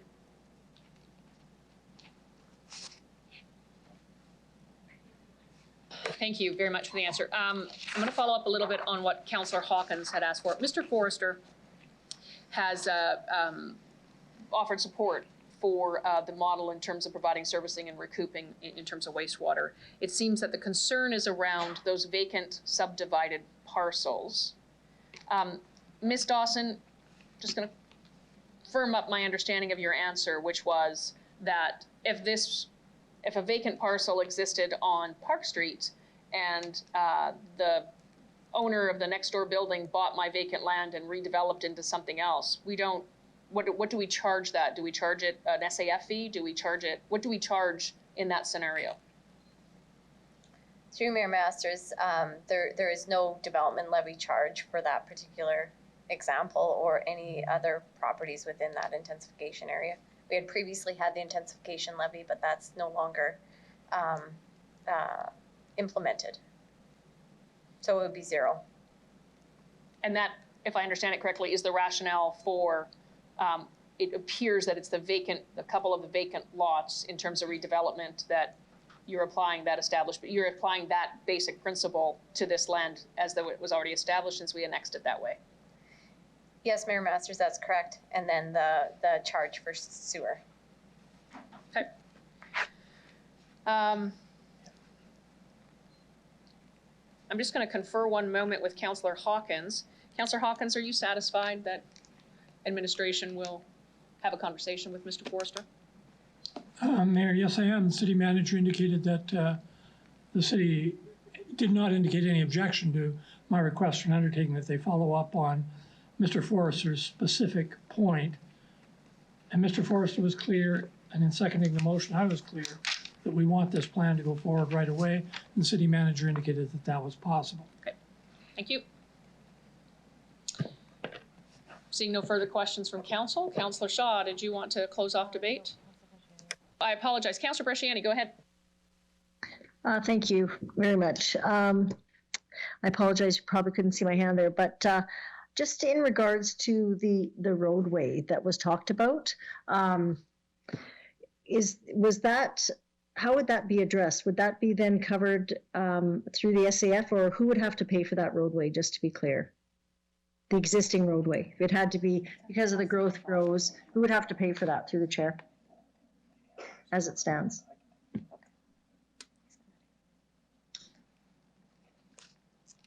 Through you, Mayor Masters, within the report is a request for purchase of high-risk right-of-way using the ARR, the Asset Revitalization Reserve. So that's the piece that's within the report. What I spoke to was this area is unique with respect to an existing service road. Part of the concerns with the existing businesses was their frontages. Young's Equipment, Village RV, they all use this road as a primary access. Our current plan that was approved by council in 2015 shows the removal of this roadway eventually as development occurs. So to answer your question on that piece, it would be as development occurs, it would be the responsibility of the developer to remove that roadway in a planned and phased manner. We've made some reassurances through our engagement with the stakeholder group that it was on agreeable terms with them on how that kind of phasing would look with respect to further exploring what was already put forward to council in 2015. Just putting some more details to what that what the phase out would look like. So. Okay, if this gets passed today, can I just ask, what are the next steps then with this group to meet and get started on the next steps for this? What's the plan? Through the chair. Through you, Mayor Masters, next steps would be to meet with the stakeholder group individually. There would be maybe I'll start and then I'll flip it to Ms. Willoughby. There's actually a bylaw amendment required because this deals with the development levy bylaw where the servicing agreement fees and development levies are housed. So that bylaw, or this report, gives direction on that amendment based on the recommendations.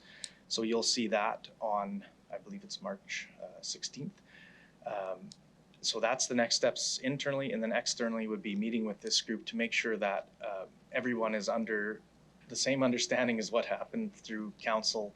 A lot has gone on. Today you approved the zoning at the beginning, so we'll have follow-up meetings just specifically related to that, and I'm sure there'll be lots of questions of that group on what occurs after your vote today. Okay, thank you. I guess the last question is to Councillor Hawkins and the delegation that came forward.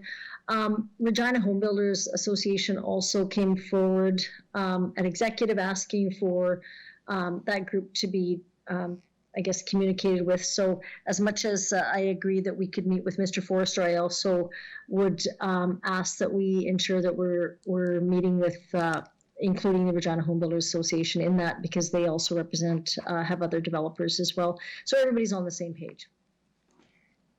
That's all I have. Thank you, through you, Madam Mayor.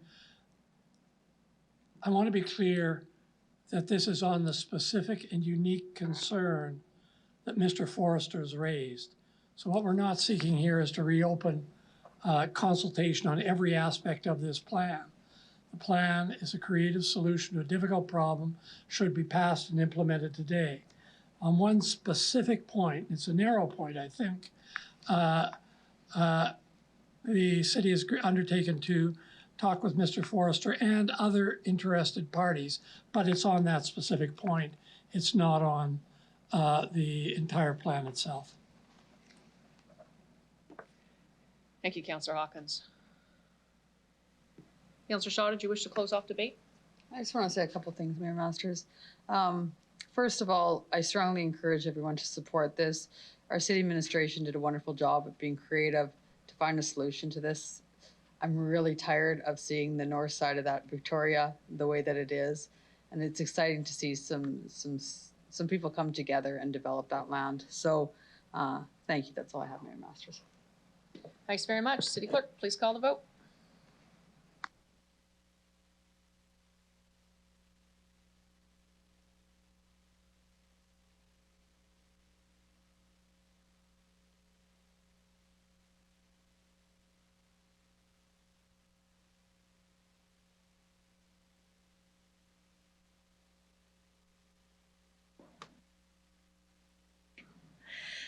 Through you, Madam Mayor, the motion carries unanimously.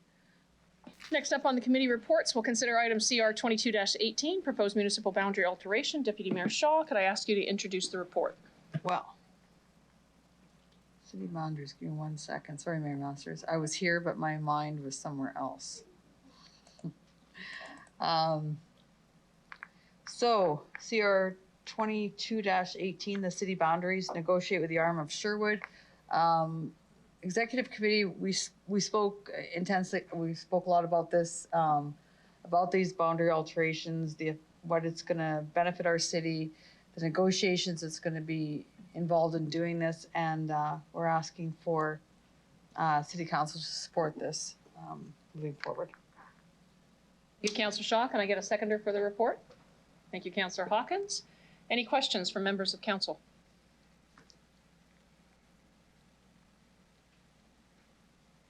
Seeing none? City Clerk, call the vote.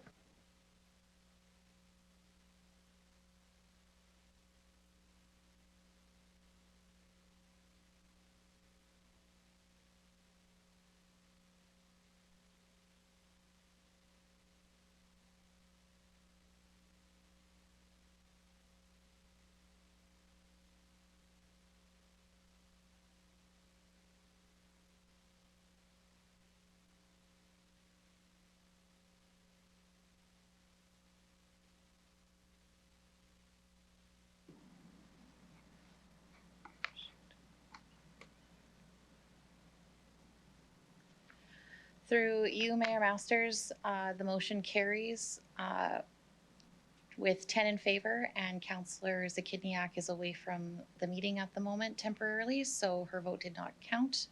The motion carries. Thank you very much, City Clerk. We'll consider item CR 22-19, appointments for Regina Airport Authority. Deputy Mayor Shaw, could I ask you to introduce the report? Thank you, Mayor Masters. Executive Committee is asking for the following two people to be appointed to the Regina Airport Authority, Bernadette McTire and Corey Furman, both until the April 31st of 2024. There's a lot of applications. These two had been recommended, and we're seeking some concurrence from this. Thank you. Thank you, Councillor Shaw. Can I get a seconder on the... Thank you, Councillor Stadnicek. Any questions or comments from members of council? I forgot this last time. Deputy Mayor, would you want to close off debate? No, I'm fine. Good. City Clerk, please call the vote.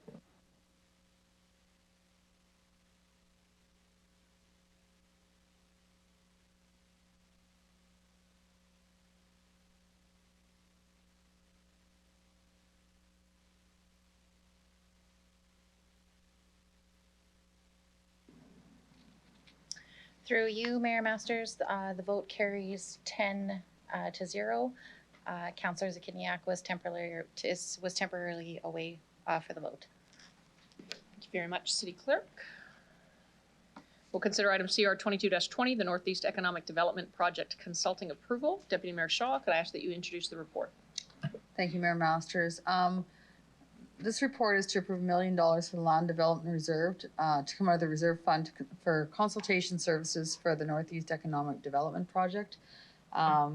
Executive Council is seeking concurrence on this, Mayor Masters. Thank you very much. I'm going to actually turn this over to Mr. Lacey. I'd like you to speak on behalf of administration with regards to the report. Yes, thank you. Through you, Mayor Masters. So as the Deputy Mayor has indicated, administration's before you to ask approval of up to $1 million for the land development project, and it is for consulting services, particularly looking at hiring a consultant to prepare wastewater and potable water serviceability strategies, particularly with respect to servicing the north and northeast areas of the city, and undertaking preliminary design work with respect to the economic development projects that we have up there by Terra, in particular, and potentially the FCL opportunity down the road.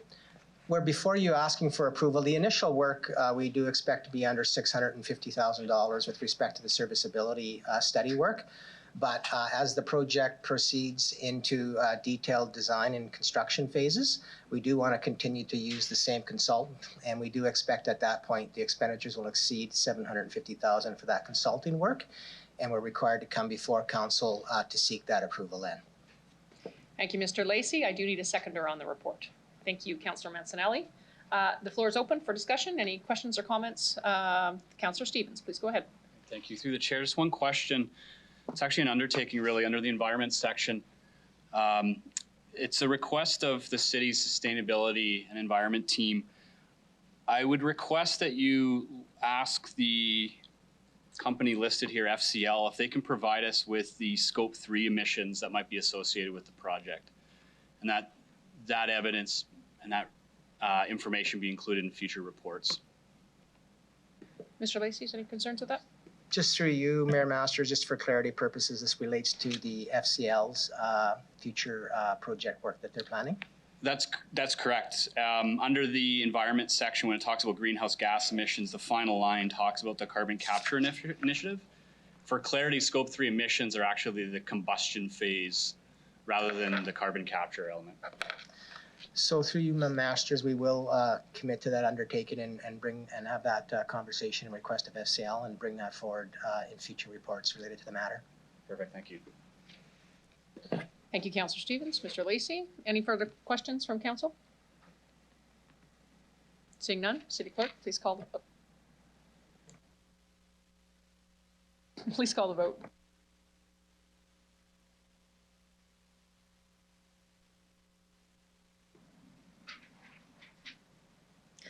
Through you, Madam Mayor, the vote carries unanimously with all members voting in favor.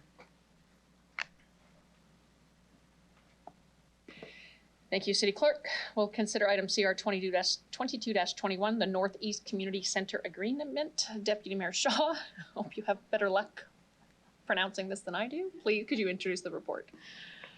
I should, since it's my ward.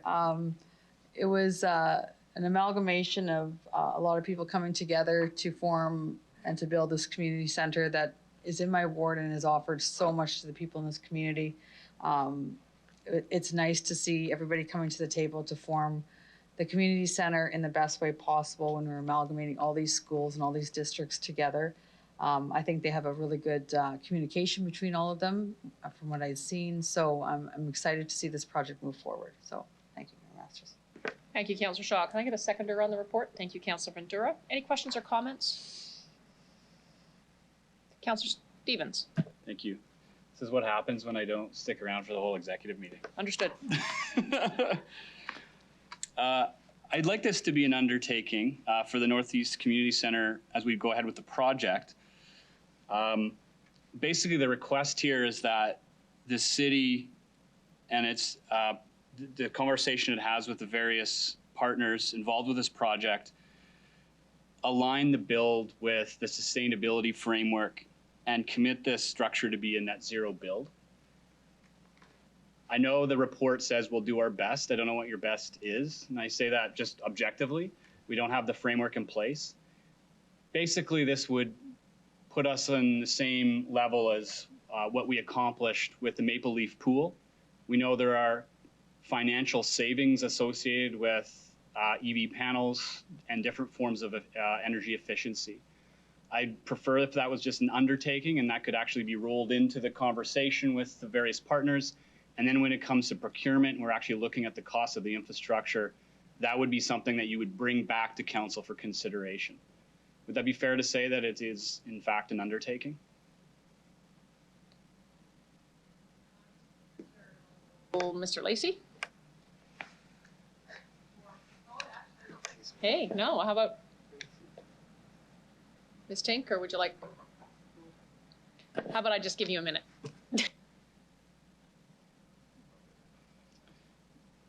And just so we know, we did this already with our pools. So I'm looking for something we've already done.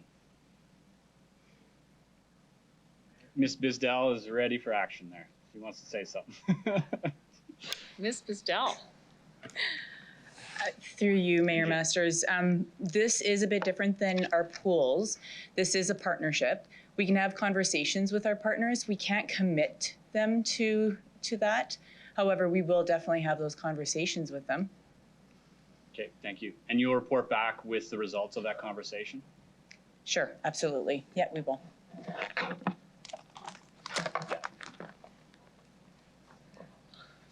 Thank you, Mayor Masters, and I'll ask Ms. Bisdell if she can confirm this. Because of the partnership, it is my understanding that the procurement for this is not, we do not do the procurement. Is that correct? This is done by the school boards? Through you, Mayor. That is correct. Yes. So just cautioning members of council that in turn leads us to have those discussions with the school boards, but we don't typically carry the big stick on this one. Fair enough. Thank you. Thank you, Councillor Stevens. Any other members of council have any questions? Seeing none, do you want to close off debate? We're good. Thank you. Please call the vote.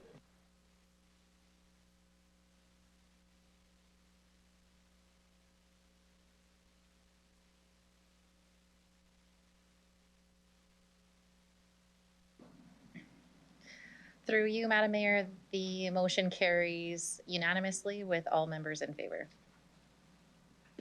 Thank you very much to the clerk.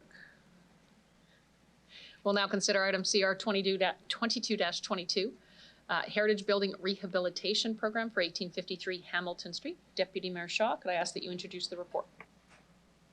Thank you, Mayor Masters. This was to approve a tax exemption for the property known as the Leader Building, and it would be a 50% eligibility cost for the work description in the Appendix C that we talked about, the amount equivalent to the total tax value, tax payable for 10 years. So we're seeking unanimous consent on this, please. Thank you, Deputy Mayor. Can I get a seconder on this motion? Thank you, Councillor Mancinelli. Any members of council wish to speak?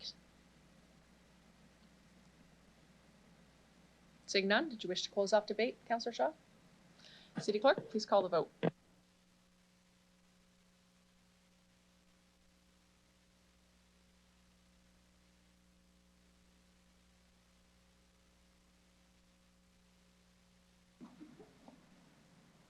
Through you, Madam Mayor, the motion carries unanimously with all members in favor. Thank you very much, City Clerk. We'll now consider item CR 22-23, the Heritage Building Rehabilitation Program for 1839-51 Scarth Street. Deputy Mayor Shaw, can I ask you to introduce the report? Thank you, Mayor Masters. We had unanimous consent for this at our executive meeting. It's the property known as the Wilburg and Duncan Building, and we're asking that this to be concurrent at council for this. Thank you, Councillor Shaw. Can I get a seconder on the report? Thank you, Councillor Stevens. Any questions or comments from members of council? Seeing none, Councillor Shaw, did you wish to close off debate? Thank you. City Clerk, please call the vote.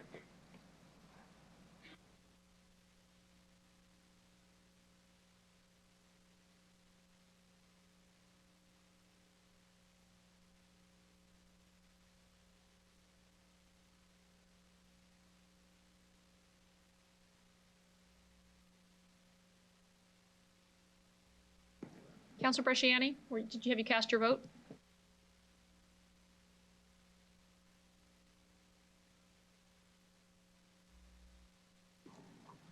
Thank you, it's there. Through you, Madam Mayor, the motion carries unanimously with all members in favor. Thank you very much. We'll now consider item CR 22-24, the Heritage Building Rehabilitation Program for 2201 11th Avenue. Deputy Mayor Shaw, could you please introduce the report? Thank you, Mayor Masters. Executive is asking for the approval of tax exemption for the property known as the Canada Life building here downtown. The city instruct the city to prepare the necessary documents and bylaws to the following. This property possesses and retains its formal designation as a provincial heritage property in accordance with our Property Heritage Act. Thank you, Mayor Masters. Thank you, Councillor Shaw. Can I get a seconder on this report? Thank you, Councillor Hawkins. Any questions or comments from members of council? Seeing none, Councillor Shaw, did you wish to close off debate? Thank you. City Clerk, please call the vote.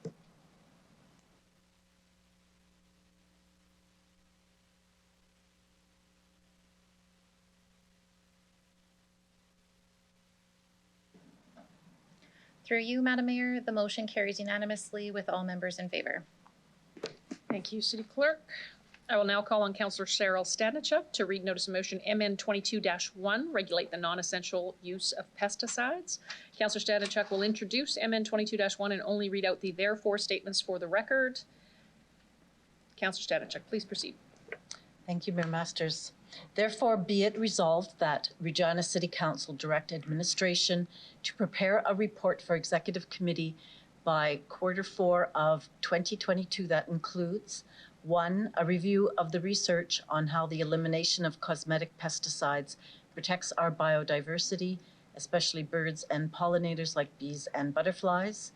2, a summary of the regulation and best practices in Canada to maintain green spaces and yards without the cosmetic use of pesticides.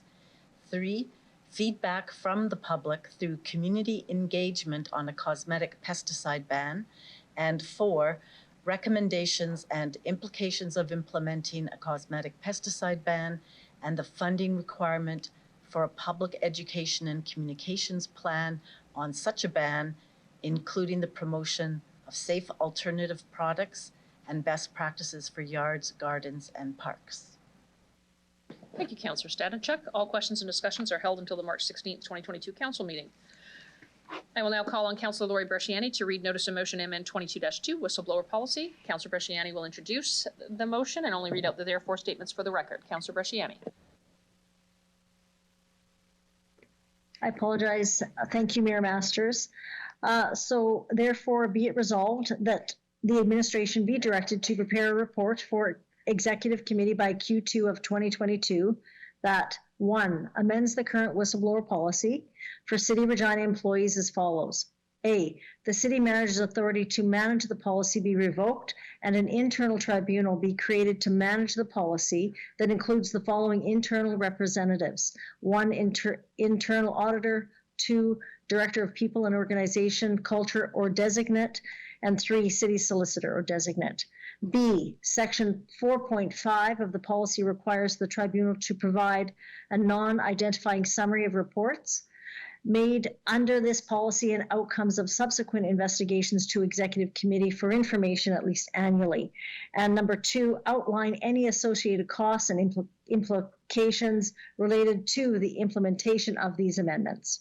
Thank you. Thank you, Councillor Bresciani. All questions and discussions are held until March 16th, 2022 council meeting. We will now consider bylaw number 2022-13, the Regina Traffic Amendment Bylaw 2022. I'll turn it over to Deputy Mayor Shaw to do the first reading of the bylaw.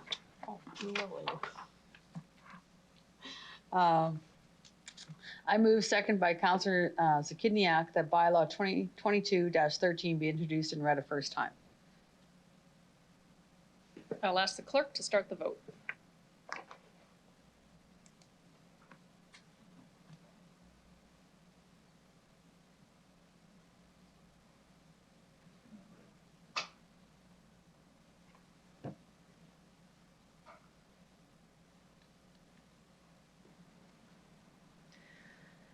Through you, Mayor Masters, the motion carries with respect to the first reading of the bylaw with 10 members voting in favor. Councillor Mancinelli has temporarily left the meeting.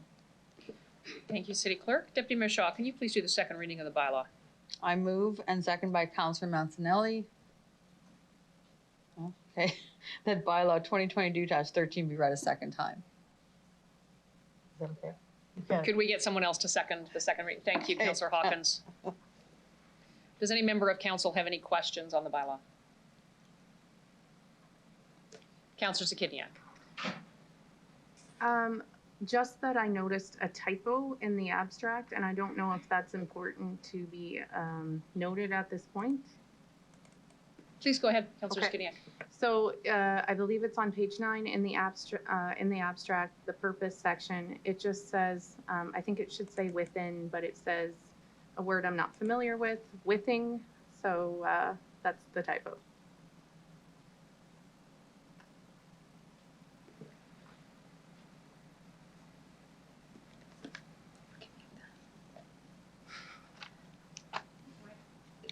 The clerk can make that amendment. It's not forming part of the substantive bylaw. Okay, thank you very much.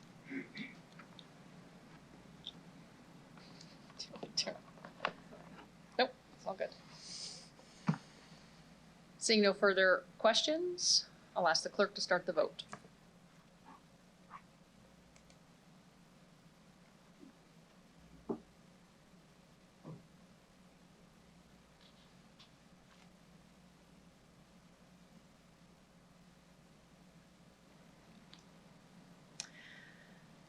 Through you, Madam Mayor, the motion carries 10-0 with Councillor Mancinelli temporarily away from the meeting.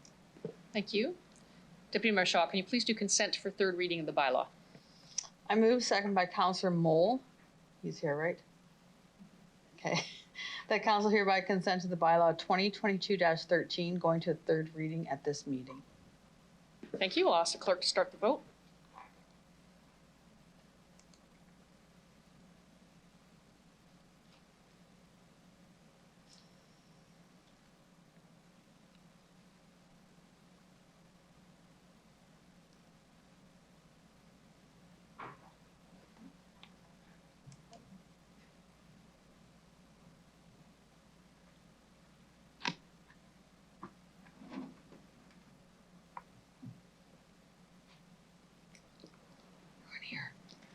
Through you, Madam Mayor, consent for third reading carries unanimously, required by law, with Councillor Mancinelli temporarily away from the meeting. Thanks very much. Deputy Mayor Shaw, can you please do the final reading of the bylaw? Yes, I move, second by Councillor Stanisjuk, that bylaw 2022-13 be read a third time. I will ask the clerk to start the vote.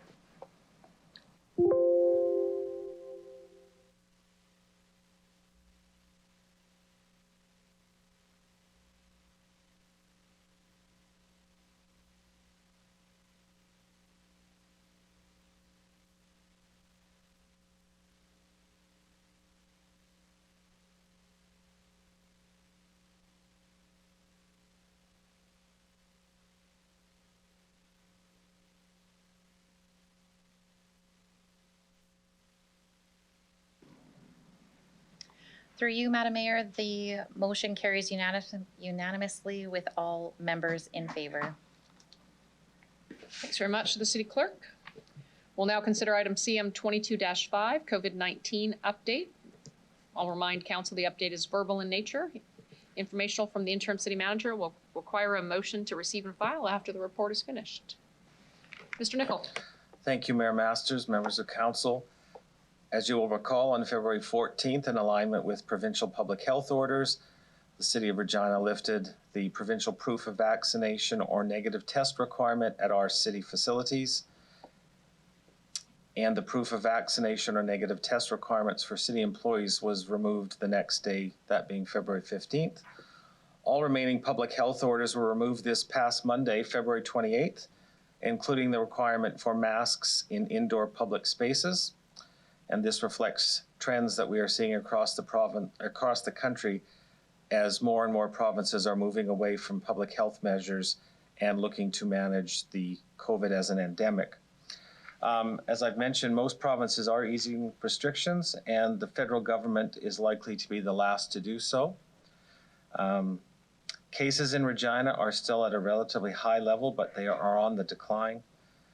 These high numbers are in large part due to outbreaks among staff and patients in long-term care facilities. And this information with respect to various health-related measures are from discussions that we've had with Dr. Hennick as late as yesterday. Wastewater COVID levels are still high, but they are trending downwards. Hospitals tend to still be near capacity, but this too is on the decline. ICU numbers are also on a decline. The unfortunate stat is that deaths are on the higher side, but this is notably in the 80-plus age group. Vaccinations have stalled somewhat amongst 5 to 11-year-olds, and they have remained relatively static elsewhere. Approximately 86% have received their first dose, and 82% have received their second dose. Dr. Hennick did not have any specific information on booster rates other than to say that over 80% of those over 60 have received a third dose, with the rate being significantly lower as you get under age 60. With respect to testing, Dr. Hennick noted that the changing to the PCR testing availability and the subsequent increased reliance on rapid antigen tests is going through private business. Weekly reporting is giving us some relatively clear trend lines. We're also seeing an easing of the public health measures has been leading to a much expected increase in travel and therefore in travel-related illnesses. and public health continues to monitor these closely. The city's Emergency Operations Center has moved downwards to level 1 and continues monitoring.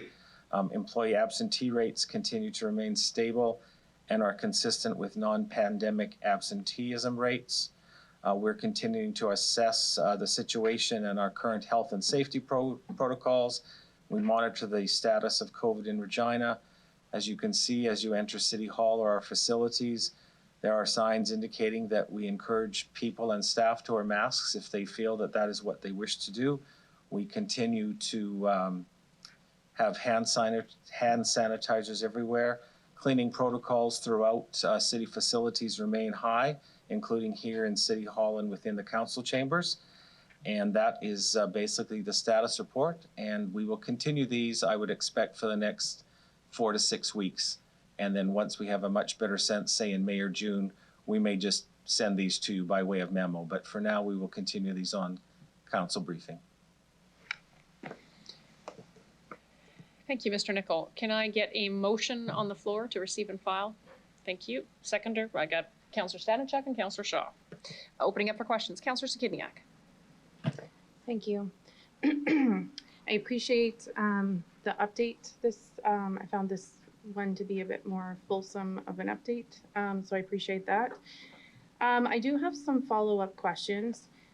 First, I wanted to ask about I believe you were saying that you had spoken with Dr. Hennick. Was that yesterday? Okay. There's a CBC article posted, I think today, talking about Sask Hospital showing more respiratory-like illnesses between ages 1 and 4. Just curious if that came up at all, those numbers during the discussion with Dr. Hennick yesterday through the chair, please.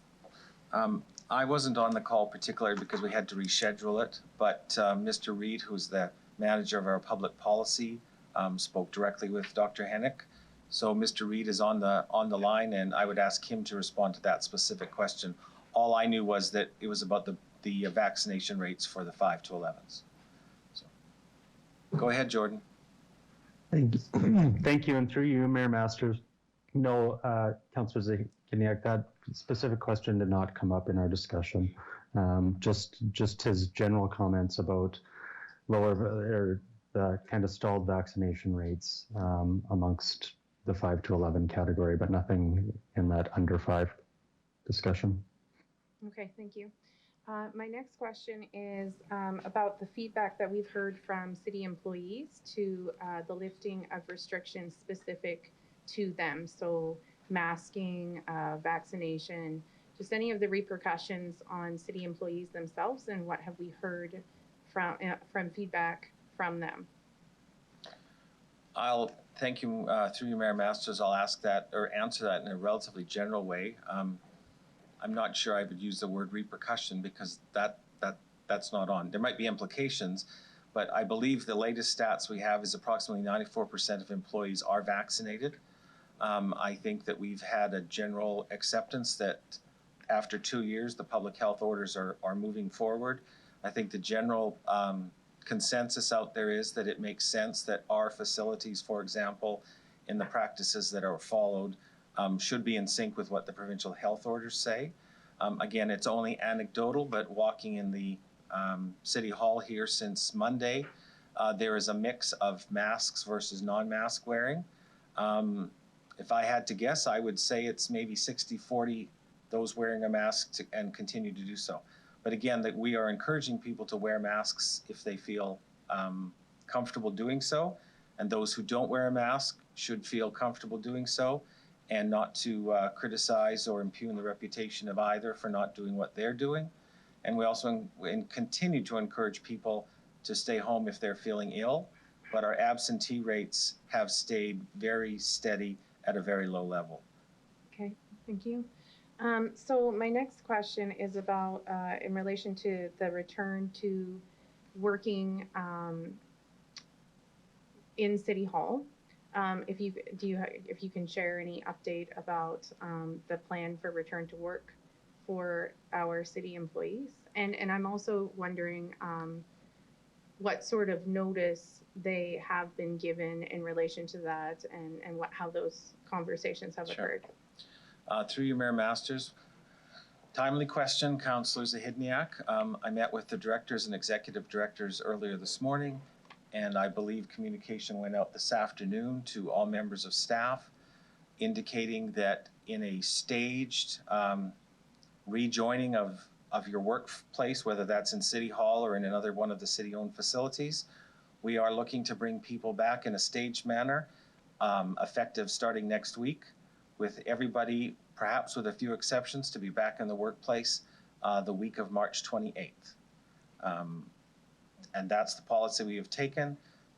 We are respectfully reminding people that there were some who were working at home prior to the pandemic, and they were under a particular telework program, and they will be grandfathered at this point in time until that is reviewed later this spring. But we're also respectfully reminding people that they were sent home because of a pandemic, and as those public health orders are lifted, we want people to come back to work. We think it's also very important that if council is looking, look around the chamber today, council is back working in person. We're encouraging people to ride public transit because it's safe. We encourage people to go to city-owned facilities, rec centers, workout facilities, etc., because it's safe. We have a role to play in the strengthening of the economy coming out of the pandemic. So the City of Regina and its employees have a pivotal role to play in that. And I also firmly believe that the only way to build teams and collegiality among colleagues is for people to actually see and be with people. I don't think you generate any team dynamics continually meeting through a TV screen. And the only comment I heard this morning from the directors group after we shared this was that they were happy to actually see people for the first time. Many of them have not seen each other for a while. So anecdotally, it's not a perfect science. That's what we're doing. We're confident that people actually want to come back and get in the workplace. And for those who have a medical accommodation, we would continue to accommodate that as we always have. Okay, I think I, excuse me, just have one final question, which is for any employee who may need additional time for whatever reason or has a request to transition back to working from City Hall, has a unique situation. Are those being considered on a case-by-case basis? Yes, through you, Mayor Masters. Those, again, will be considered on a case-by-case basis, Councillor Zahidniak. But I think I should be clear that those would be primarily accommodations for medical reasons. I don't want to put a damper on anything, but it's not for childcare arrangements or that. Those are responsibilities that employees have always had. So for medical accommodations primarily, we will continue to look at that, and it will be done on a case-by-case basis. Thanks, that's all I have for now. Thank you, Councillor Zakidniak. Councillor Shaw? I just have a question regarding the statement made from administration that, you know, we're free to feel if we can wear a mask, we'll be comfortable. If we don't want to wear a mask, we won't be, it's comfortable. Whatever we feel comfortable doing, we're allowed to do. But when I see our communications, it says we are strongly encouraging masks to be on public transit. We are strongly encouraging people to wear masks when they're in City Hall. We're strongly encouraging. That's really, for somebody like myself that's not wearing a mask, I feel like not really welcomed. So I will err on that side of caution that I'm not liking that communication, whatever it's moving forward. And the second thing is, it is nice to be back here. It's nice to see everybody's face. We had council people that wanted to wear their masks, to continue wearing masks, and we see we're not wearing masks. We're safe. We're back at work. We're doing what we should be doing, and I applaud everybody that's back here at work and helping and doing what we were elected to do for the people of Regina. If I may, Mayor Masters. Yes, please go ahead. I'll take that feedback back to communications on the messaging. I would say that the one exception I would make to that would be on transit. Because of the close proximity, the closed environment largely on the bus, I would be comfortable with continuing to use the word strongly, just because of the distancing factor and the health and safety. And I'm hoping that as we progress over the next few weeks, that we will have fewer and fewer incidences of this. I think it's fair to say that there may be people who will always wear a mask, just as there used to be years ago people who wore masks flying all the time, and they were looked upon as, well, that's different. I think it's going to become the norm, and I think that it's fair to say there will be people who will continue to wear masks for the foreseeable future.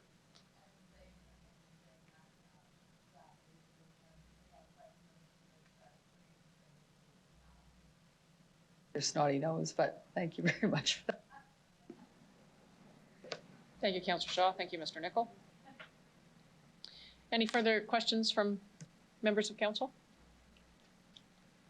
Seeing none, I'll just call the vote. Any opposed to the receive and file motion on the floor? Carried. Councillor Hawkins, can I get a motion to adjourn? Can I get a seconder? Thanks, Councillor Stanachuk. Any opposed? Thanks very much.